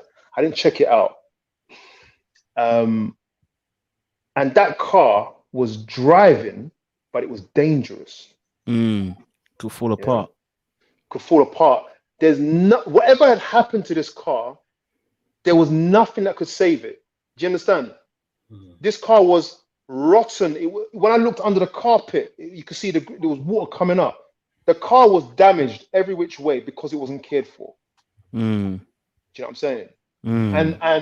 And we can listen. I could have kept that car in the same way I could have stayed in a relationship and tried to make peace with that car, but eventually that car is gonna fail. And you know what the guys did? They welded in one day. They welded that suspension, and gave it back to me with an MOT certificate. Follow what I'm saying. But this car was illegal. But I was naive, thinking we can save the day. I need a car. I've paid for it. Instead of saying, give me back my money, I'm like, let me do this. And he gave me a brand new MOT certificate. Wow. To make out that the car was safe. But a piece of paper don't make anything, does it? Right. So I'm driving this car. This car still wasn't safe because it was welded all the way around. They had sealed two cars together, right? And my point is that you will be in a relationship. This is something that disturbs me. That I will not have in my marriage. I will not be in a relationship where someone doesn't want to be with me, or really, not here, but back here, does not trust me. Ooh. But they will make my food and iron my clothes. God damn. They will give me more children. Listen, man, they will give me more children. She will give me children. She will even lie down in the bed with me and have sex with me. But she is scared of me. Does this happen? And you know what? She'll even go to church with me and smile. But she hates me. Despises. Because I can't control myself. Because I'm protecting myself. Because I'm always right. Because I need to be hurt. This is real, right? Yeah. That this, for me, what did we call it? In sociology, I guess we call it, in social work, we call it like a disguised compliance. Right. Where I'm acting like I'm with you, but I don't want to be here. So I'll say all the right things to make you think that all is well. But because of what you've been saying to me all these years, this is irreparable. Listen, this marriage is now written off. Oh. But I'm still driving the car. You understand? Yes. What, Kurt, can I ask a question though? What about when? Not in my marriage, though. Not in my marriage. Amen. What about when, though, there are females who've grown up in a situation with their fathers and their fathers haven't. So the relationship between their fathers is one of authority and fear. There's no communication, no affection. So now the woman comes to, and she said he does love the man, but let's say she is not frightened to the point of domestic violence, but she's timid to put 4 points on, because he does lose his temper. Do you see what I mean? And then that causes a consequence where that makes him even more timid. And then while he's on his journey trying to get it right, she's becoming more and more timid. But the root problem, even when he does make amendments, the root problem to her timidity didn't start with the husband losing his temper. Catch where I'm going? The father. Right. It's stuck. Right. So even now with the husband, let's say husband is made leaps and bounds, not like that no more. The wife still is responding in that timid way, not confident to say, well, situations happen where it's revealed, well, why didn't you speak up? Oh, well, I thought you would have minded. Yeah, but I told you that I'm gonna do it. Yeah, but I thought you. Yeah, but why did you? Do you see what I mean? Michael, think about it for a minute, right? I'm gonna come from this angle. Yeah. Whether it be the father or now the husband and now the wife is timid. Let me think. Let's address it. Let's look at the offender, the one that holds the anger. Do you think for 1 second that they don't know that their relationship revolves around the anger? What do you mean? I don't understand the question. Who are you saying? Oh, the anger is as in everything's hinged on the anger. Yeah. Like ultimately, when you're defending yourself or protecting yourself, it's about empowerment. Yeah. It's about power then. Yeah. And that is a means to control people around you.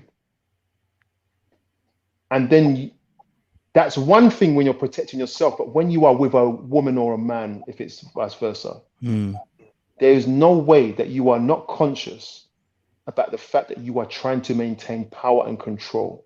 Right. Yeah, I agree. Yeah. You are conscious of it. It's a tool that you pick. You go in the toolbox, you pick it up and the say, right tool. It's conscious. It's completely conscious. Yeah. And that is why social justice is like, now you need to have a serious kind of punishment for that, because we know what we're doing. So when it's emotional abuse, we know what we're doing. Right. It's not just I don't want to lean too much on trauma. Right. We know. Right. And that's how we live. And I agree. And for people like that, for people who exercise control and power through anger, and for people who are victims, none of them have met Christ. None of them have seen him. The version of Christ that the victim knows is the one who her father was. The one that the perpetrators, the only person that they think God is the one who their dad was. Or the one who they're trying to be. They're trying to be God, So I think that I don't have that much mercy. I recognize that everyone is broken, but I don't want to entertain too much mercy, because you know what you're doing. Don't hurt people because you are hurt. It's not fair. Right. I agree. Yeah, I agree, bro. I agree. And from what I hear coming through though, and I'm glad you're hard on it, because I'm like that too. I'm hard on myself, because that was the only way for me to make changes. You have to be, for the man, you can't deal with no pale business.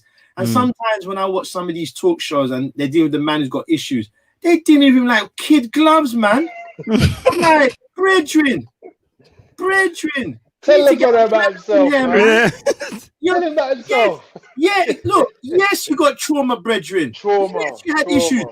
Don't deal with a man like, oh, you got issues, that's why you're like this. No, let's be balanced here. Let's be balanced, because everyone has got some dirt in their closet, not being treated right. And I'm glad you said that, Curtis, because I'm like, what? I know how I am, and I know what I went through, and I know what I've said to my wife in anger, and it's not right.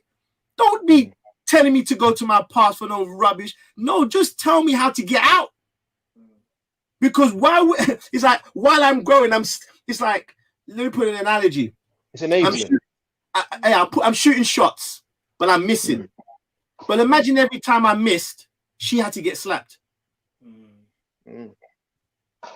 How many shots do you think you're going to miss? Now, in that situation, I have the capacity to shoot, to get the shot. Like, how many times are you going to miss, knowing that that's the consequences? Like, a hard look at the consequences. And that's a reflection on the man. And so I'm glad, we can't pitter-patter around it and, be treated where you go to one extreme where it's like, condone it or excuse that the Bible says, doesn't say she's the weaker vessel. It says you have to treat her as if she's the weak. People misquote that verse so many times. It doesn't say the woman's weak. It says as if she's the weaker vessel, right? Because the responsibility is on you on how to treat her. You see, there's even a text where it says, the way you talk to your children, lest they be angered. Yeah. You know what I mean? Yeah, that's it. Don't provoke your children to. I'm like, whoa, you. So there is responsibility on parents on how they, youth leaving the church. I've preached on this so many times because no one wants to touch it. I'm like, the reason why, one of the reasons many leave the faith is because of how they were treated at home. It's got nothing to do with God. It's got nothing to do with this building and what happened on a Sunday or on a Sabbath. It didn't matter. It wasn't that. The issue wasn't with God and the teachings. No, it was what happened 6 days a week. Lifestyle. And many parents don't want to acknowledge that it was so rough. That's in marriage as well. Yeah, 6 days a week. That's it. And then we're gonna perform like it's all jiggy. Yeah, nah, brethren. Yeah, on a Sunday. And I'm glad you said that, Curtis, because I've had to take a hard look and be like, no, my children and my wife are not gonna see Christ when I'm preaching. No. Come on sermon. Listen, guys, you're gonna want to write this one down, and I'm bursting the Lord now. Because it's like I've been saying this. I'm in your head. Yeah, the sermon begins when I get down from the pulpit. Deep that. I learned that from the young people. Them deep that one. You've already lived this. You're living the sermon before you reach up there. This is it. My sermon don't begin when I open the Bible and do my prep. I am my children's sermon. So we are not going to preach on love, and it's never seen. That's it. So I've even said when I became married, my ministry, men need to get this who are Christians. Yeah, your ministry is not preaching. Foolishness. I've heard men discuss this on YouTube. What's your ministry? Read your Bible. No one is given a ministry. Every Christian, it says, is given the ministry of reconciliation. That's it. That's your ministry. That's your ministry. This extension of how you're going to carry out. Come on now.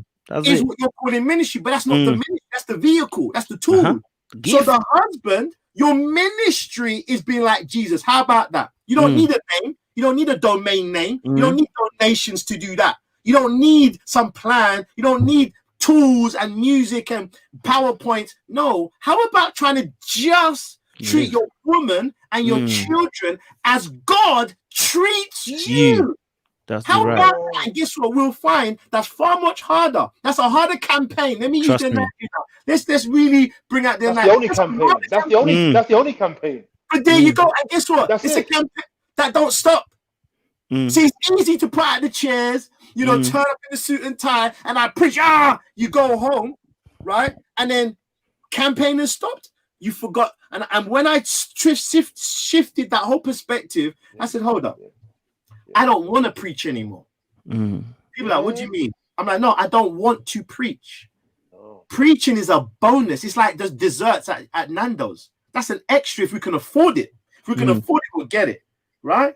What I want to do is just make sure my children are convinced that I love them. That's it. That's it, bro. That's it. That is it. You know what? I could have added on all this religious talk onto the end of that. But if they're not loved, God means nothing. That's true. If your wife doesn't get that, you lied about. Listen, even if you preach Bible truth, you're lying. Yes, all lies. Simple truth. And I've had to swallow that pie because then it made me go right. Because look, let's not pretty up ourselves, man. And the heart deceived and desperately wicked. We can entertain ourselves that we're better than ourselves, and this is not a negative message. No one should be here to go, "Whoa, man, this sounds too not strong." No, it's not strong. It's the truth. It's reality. This is how weak some of us are as men. This is how weak I am. My past is so messed up. I need it hard. I need you to come in and be like, hold that, Mike, because I'm not going to acknowledge my need of grace. For me, the weaker I am, the more grace and power is going to come in my behalf. So I don't mind you beating me up. I don't mind you, the Holy Spirit showing me just how utter deprived and weak I am. Because guess what? When people have asked me, man, how you been married for 12 years? You look happy in that. I tell them something. You look happy. You look happy in that. Yeah, literally. I've just been struggling still. Literally, what is that, Kojo? You know, there's where someone's like, "Oh, I'm struggling. It's been here for 3 years. How you doing 12?" Yeah, that's what it usually is. Yeah, literally, man. And then like you look happy, you and Janine go, and I always say this, and I wouldn't have said this years ago, but I literally say because it's my experience. Is prayer. Like I says, I know you think that's too simple. I says, prayer has saved me. Every problem, every mistake I've made, every challenge I thought, man, she's not going to listen to me now. There's no. I said, I've gone to my office. This room here can tell you stories. And the other office when we was living in Birmingham, I says, I've got my hands and knees and humbled myself and cried unto God like it was life and death, like I was drowning, like I was at the Red Sea, and there was no way that she's not going to listen to me because of what I said or what I've done. And that's why one of the reasons I stopped smacking my children, because I said, I'm not in control. I want to be in control every time. I don't want to see, a fly and go, like when you see a fly. No one looks at a fly and goes like this. As soon as we see a fly, what do we do as black people? Newspaper? Magazine? Right? Because you react. There's no plan. So I said, you know what? I want to be able to look and go and talk and reason and use alternative methods to get the same goal. Right? You're not having that no more. Let me warn you first. What did I say? That's what I'll do with them. You can ask them. What does Daddy do? I give you a warning. I explain because maybe you didn't know. Some situations are new. Bro, you didn't know. You want to put that thing down in your hand while you're talking. You guys wave it. What did I say? Okay. and even that though, my delivery, because when I look in their faces, when I just look at what is the atmosphere the husband, the house band is trying to create, I'm like, I want them to want to come home. I want my wife to be settled and be like, yeah, and trust and be in my arms and just love me and just be like, yeah, man, I know he has my back. I know it's about me. It's not about him. I don't want to be on the outward. You look nice. You sound nice. You can talk about this and that. You're intelligent. But deep down, man, you ain't got no real substance. Nah.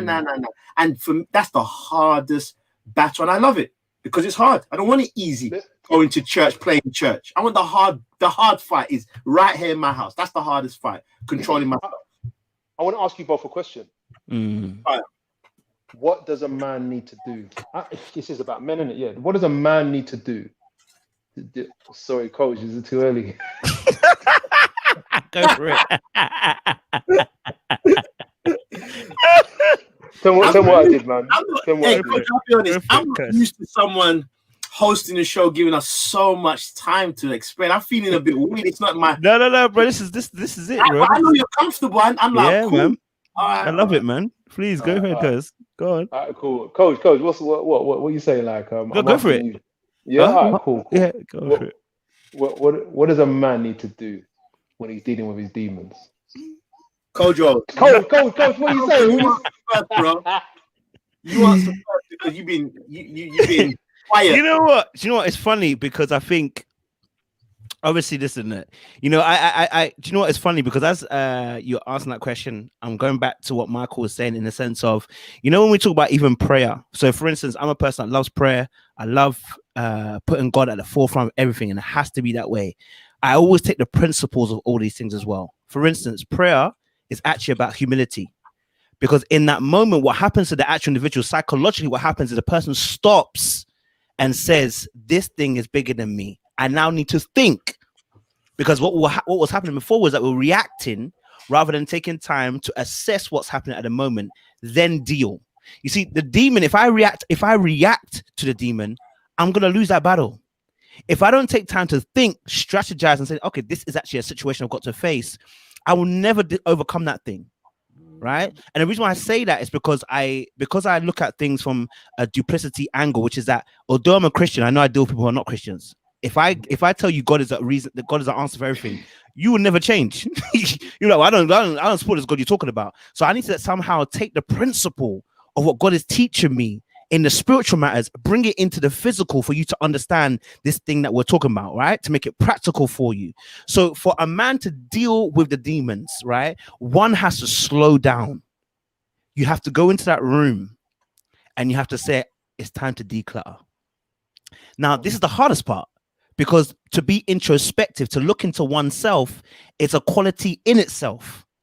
It's something you have to almost learn how to do, because most of us are taught how to keep moving. If you're a man, there should be no time for you to be standing still.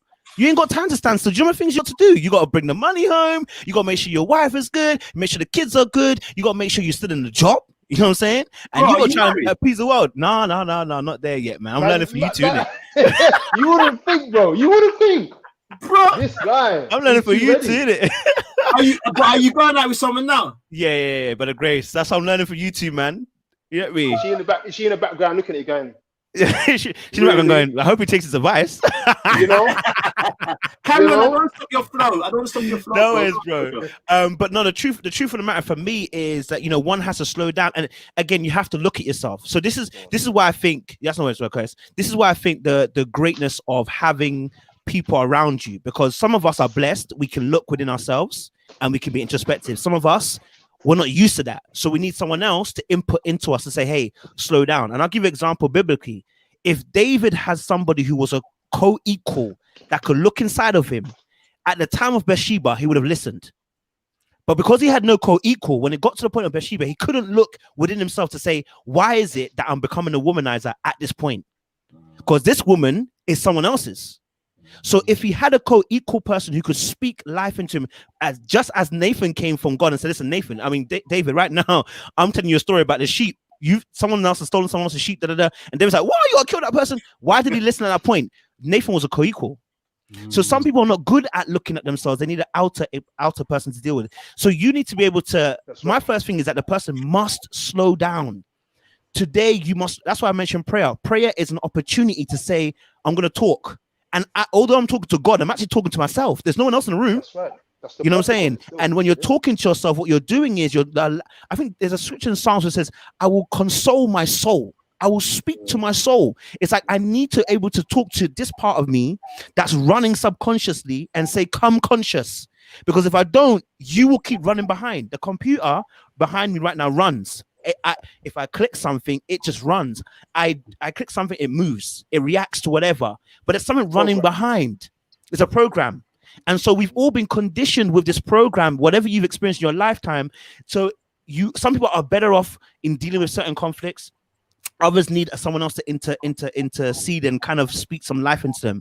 But I would say for any man, them, and you know, I think sometimes the wall for a lot of men is that when I get to 30, I now look at my life and think to myself, what's happened?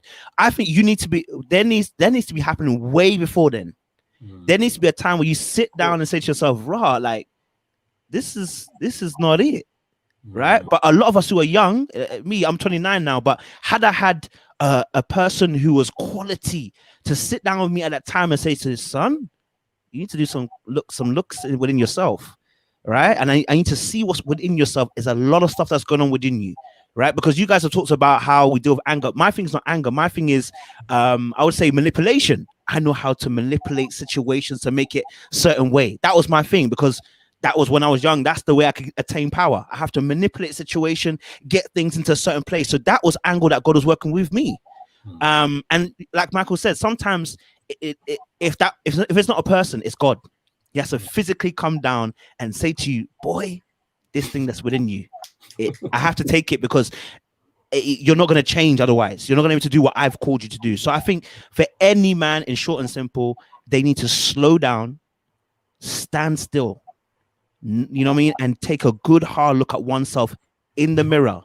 What do you see and what needs to change? You know what I'm saying? As Michael Jackson said it, the man in the mirror. Yeah. Flow mics. Man. You have to absorb that. No, literally, that's why I'm not saying anything. I'm just, yeah, man, it's so true. Because what I like what you're saying, Kojo, the way you say things, it's practical. It's not filled with, it's all biblical. And if you wanted to, you could give us all the verses, but then you've just taken all of that and gone, boom. And that's why I like your delivery, man. It makes you go, it's not just theory. Yeah, and there's a lot of light bulb moments. And I like that because for me, that means, I'm learning. Light bulb moments. I hear you. Yeah. Do you see? I love that feeling. Because that, for me, when I first started studying my Bible, that's what it was like. God speaking to me. I'm like, wow, I didn't know this.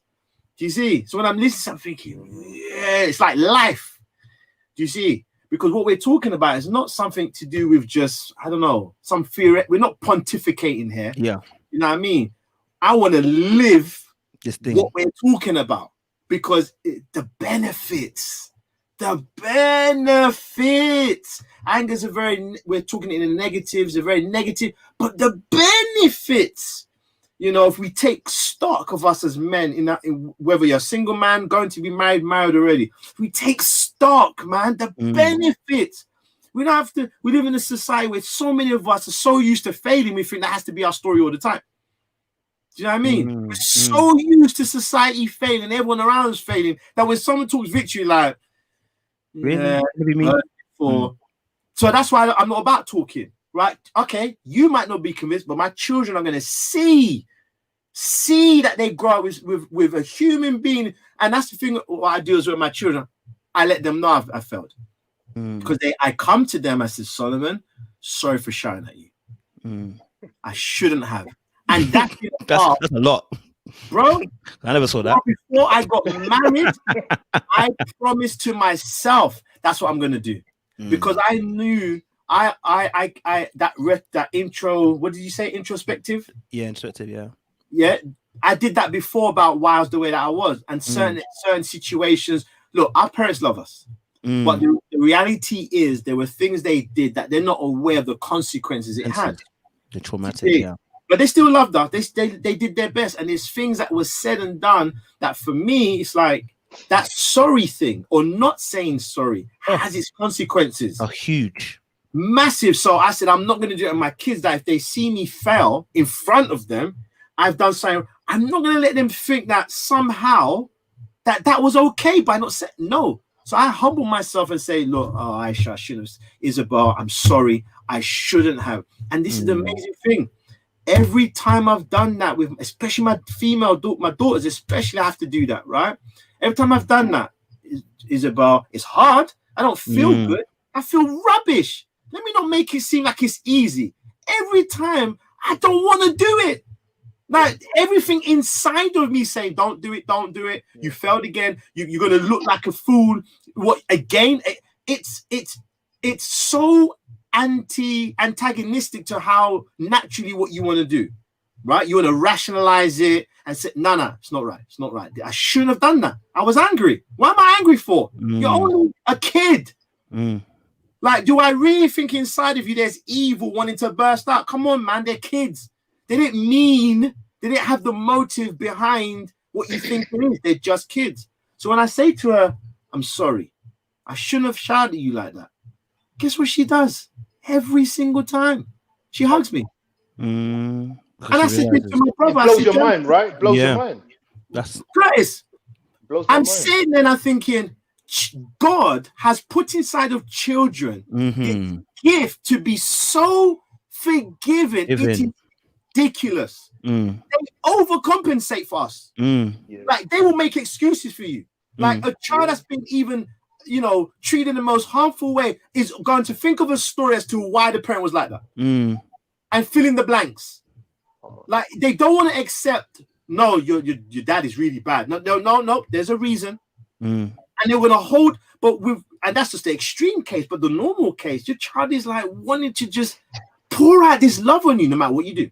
How many mistakes you make. Yeah, it is. And you're sitting there going, you're so quick. What am I afraid of then? Why did I just think that? And again, that's dealing with my perceptions. I'm still learning of because what's the situation I grew up in? It died. Marriage died. This one thing happened to you and it caused so much pain. So I'm thinking maybe if that mistake is going to cause it to go off. Do you see that fear is still in my mind? Yeah, this is it. And you know what we're doing? Do you know what we're doing as well? Is we are protecting our children from by offering grace and by living the change. Come on. By apologizing by showing the grace that we preach about in our homes. We are showing our children who to choose, number one, when they are adults, how to act. We're showing them exactly who God is, and we're showing them who not to choose. My children, I pray anyway that my kids never make the mistake of being with someone who is just completely not right for them and going along with it. If ever anything happens, the first instance, I need them to be able to run to me or their mum. This is it. Safe space. They need to be able to come back. And so the way I am as a dad will determine who they are going to be later on. Yes. And how we're going to, I need to be that lighthouse. No matter what the weather is, they know where to come. Yes. And so that's why, and that's another reason why it's not just not being angry, but being graceful, offering grace in the home. The balance. Which is an angry man doesn't understand it. Well, a lot of us, I mean, I can't say, honestly, I can't really say I've seen it much. Not that I grew up in an abusive home per se, but when you become Christians in a black home, when your parents are tired, frustrated, and the money's not flowing, and they're having their differences, and you got kids, you're gonna see certain things. But grace was I never saw it till the other day. And so you can imagine that now I'm preaching and teaching in places, and then my kids are sitting at the front looking at me. That bugged me hard. So it affects the way the sermon flows. It means that you have to duck and dive certain words or sentences you want to put out there because you know they're listening. Because when you're preaching and you got your daughter and she looks you in the eye, when you say something, you were like, I don't do that. But I'm telling the church, if you don't do that, I think I've said it before. The greatest sermon ever preached is the one lived. So when I offer grace to my children, they will see that man that they're with or that woman they're with and say, "This is not it." And I'm protecting them from being what I was. I don't want my children to be exactly like me. They have to be better. Yeah. I'm done talking for now, though. We're at that point now, isn't it? I just want to say as well, I think, as you've spoken, I think, a scripture comes to mind, faith cometh by hearing, faith cometh by hearing the word of God, right? And then the scripture I always use, which is that we walk by faith, not by sight. So what you see is actually what you've heard. You can only walk by what you've heard, So as we are talking about, talking about grace and talking about anger, I think some people have even commented in the comment section here as well, talking about parents. And in fact, there's even a question I even posted up for you guys. The situation when it comes to dealing with change. So for me, whenever there needs to be a change, I always see that there needs to be an injection of knowledge. Without it, there's no illumination. This is as Mikey was saying about that, getting that moment. That's an illumination. That's when the light has come into the darkness, and darkness cannot comprehend it. Your ignorance no longer comprehends, because now there has come sanity. Because why? The light has entered it. Wisdom, understanding, knowledge have attacked that part of your heart and has said, listen, no more. And I think this is a scripture which comes to mind, 2 Corinthians 4:4, where it says that those that the God as well, Satan, that he has blinded people's eyes, right, to not see the glorious of this gospel. And actually that is one aspect, but the deeper aspect is that in all parts of our life, there is an angle where a blind spot is. We cannot see it. And this is where the God aspect comes in, which is that no matter how great you are at looking at yourself within, should God not give you grace to be able to see this thing, no matter what you do, you will not be able to change it. There are certain things that God needs to open our eyes to. You know what I mean? Am I saying that the person will never be able to overcome? What I'm saying is that there's certain things that God, for us as Christians, this is now talking about Christians. I'm not talking about those in the world, because there's a blindness that they have already, and it's spiritual. But we're talking about us as much Christians. is given, much is required. When you have that, there is an angle where you need, in fact, God has to reveal that part to you, because without it, there's no illumination, no revelation of that aspect. So for instance, when we are dealing with this particular subject, like dealing with how we treat our wives, how God showed me was Ephesians 5. He said, listen, look, if you read it properly and you understand it, okay, you are the bride. So now if I treat you the way you want to treat your wife, you got to ask yourself that question, would it be okay? Because if I'm treating you the way you're treating your wife or your spouse or your partner, let me know so that I can treat the same way. And let's see how long you last. You know what I'm saying? And then you start to realize, actually, now you see the introspection's in the word. You know, it's just as much as it in the word as it is out there in psychology, etc., etc. But it's there needs to be an injection of knowledge to just change the perception in how we look at certain things. So, in terms of this question, how much responsibility do we have as our parents' own trauma? I think we're a blessed generation that we have wisdom to see that actually my parents' behavior, that I cannot copy. And at that point, responsibility now is on your neck, and there must be a conscious choice and decision you make to say, that can't be the thing that holds me, but actually it should be the thing that I say no more, and I go forward and say, I'm changing that by changing my behavior. I don't know if you guys want to add to that in terms of the question. No, I can't add to that. Man. I can't add to that. Because I was going to say. I want to add. I want to add, man. Come on, bro. Flow, Mike. Do you know what's so deep is I've never met Kojo in the sense of spoken or anything, and you're dropping stuff that that you've come to the same conclusion in it. And I'm just going, God is good, you know. God is good. It's so, but it is facts though. There are certain elements of our characters that you're not going to see that there was a problem unless God actually shows you this element of your character. You're never gonna realize it. Ever. And that question, an analogy I want to give, actually was a situation to kind of answer this question, because I want to deal with the fear of taking responsibility for trauma, either your own or the fear, because that, for me, that's what I think is at the root of not wanting to. It's scared. Of course. Just nah, man. It's easy for me just to keep on. Again, the Niger used a long time ago, just drive away from the house and let's never turn back. Why are we gonna have to revisit that house, go into the house, go to the room where that junk is and find what is causing? Why? Mike, that don't make no sense. I'm all right. Why do I have to, like people say, why do I have to talk about it? I'm all right. We're doing fine, aren't we? No, we need to deal with this. Do you see? So there was this guy at my brother's workplace where he used to work anyway, delivering water a long time ago. And the guy had a back problem. He damaged his back at work, doing a specific move at work. So he's complaining and his back problem was really, really bad. So my brother's like, well, you can get compensation, you know, for you injured your back at work. The guy was, now bear in mind, let me set the scene. You're making money, okay? You're at a job, so technically you're being blessed, okay? Now the guy was so unbelieving, he was so cantankerous, and his attitude stank so bad, right?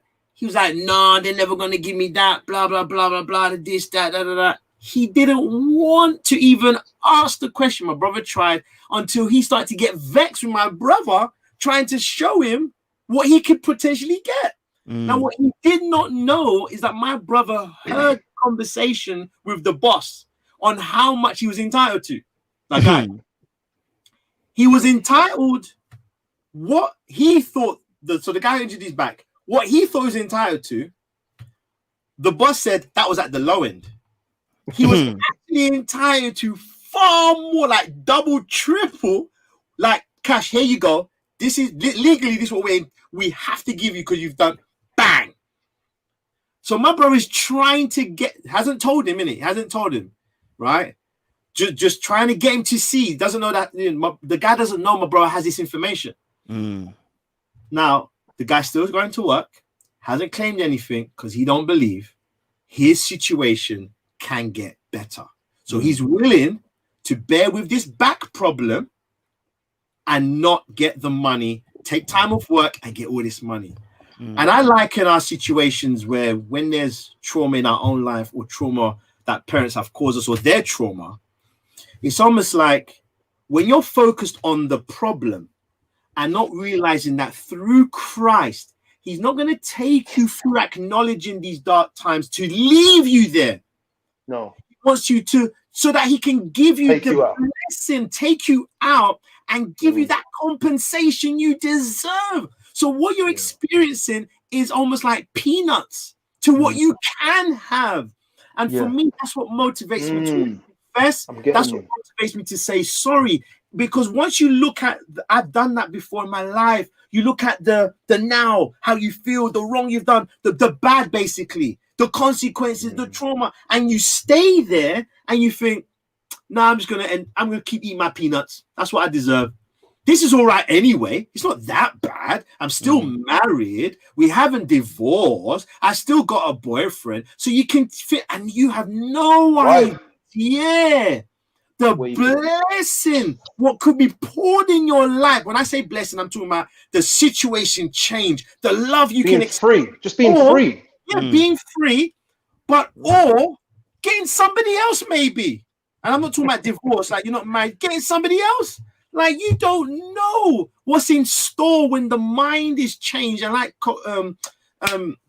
Curtis said, being free, just being free, the peace that passes all understanding, having the love of God in your heart, having the assurance that God loves you the way that you are. He has accepted you before you even accepted yourself. Jesus died for, like the Bible says, his life was given before the foundation of the world.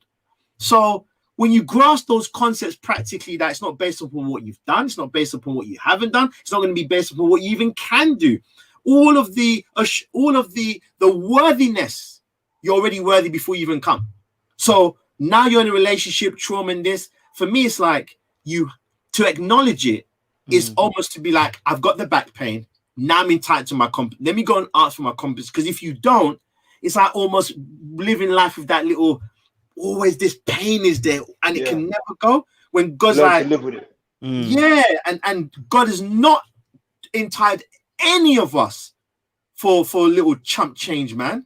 Like Jesus died. Like you're as valuable as the Son of God. Like absorb that. Like if you're as valuable as the Son of God, because he's the one that died, and Jesus is not just a man, he's God in the flesh, then you're as valuable as God himself. Then if you're as valuable as God himself, why are you settling for anything less than what should be given to the Son? Because whatever's given to the Son is given to us. Like, come on. And I'm talking about in this life. God desires for you to be happy, to be free, to have a better home. Like, these are not secular things, or I have to have this rubbish job. If you don't want that job, God wants to give you something better. If you don't want this relationship, God wants to give you, God actually wants to give you, because it's your happiness and your state of mind, your mental well-being, Jesus died for. That's what's at stake. So that's why I wanted to say that, to inspire people to come out, to look away from the fear, and look at the why God is bringing you to acknowledge, because he just wants to give you something greater and better. And the first thing would be, like Curtis said, freedom. Appreciate it, man. I appreciate it. Guys. It's been a powerful conversation. Very, very powerful. Guys, look, I know there was a few questions. We're gonna save that to next week. Okay, we're gonna save the questions to next week because we've kind of run over a bit of time here as well. Guys, if you've tuned in to this particular live with myself, Curtis, and Michael, we've been discussing dealing with anger within relationships, dealing with anger with oneself as well. We hope you've been blessed, and we hope that you've managed to take something from this conversation. If you do have any more questions, do send them. You can send it to my email, which is littleblackbook91@gmail.com, and we'll add that to next week's conversation. I'll address that at the very beginning. I've got some questions that I've seen here. I've already copied them and pasted them into my Word thing, so we'll get that running for next week's episode as well. I want to thank my guest today, because the conversation has been rich, it's been enlightening, and has been food for the belly as well. So if you just want to just say a big thank you to you two, thank you so much, and honor as well for coming on here Thank and you. just shelling out wisdom. You know what I mean?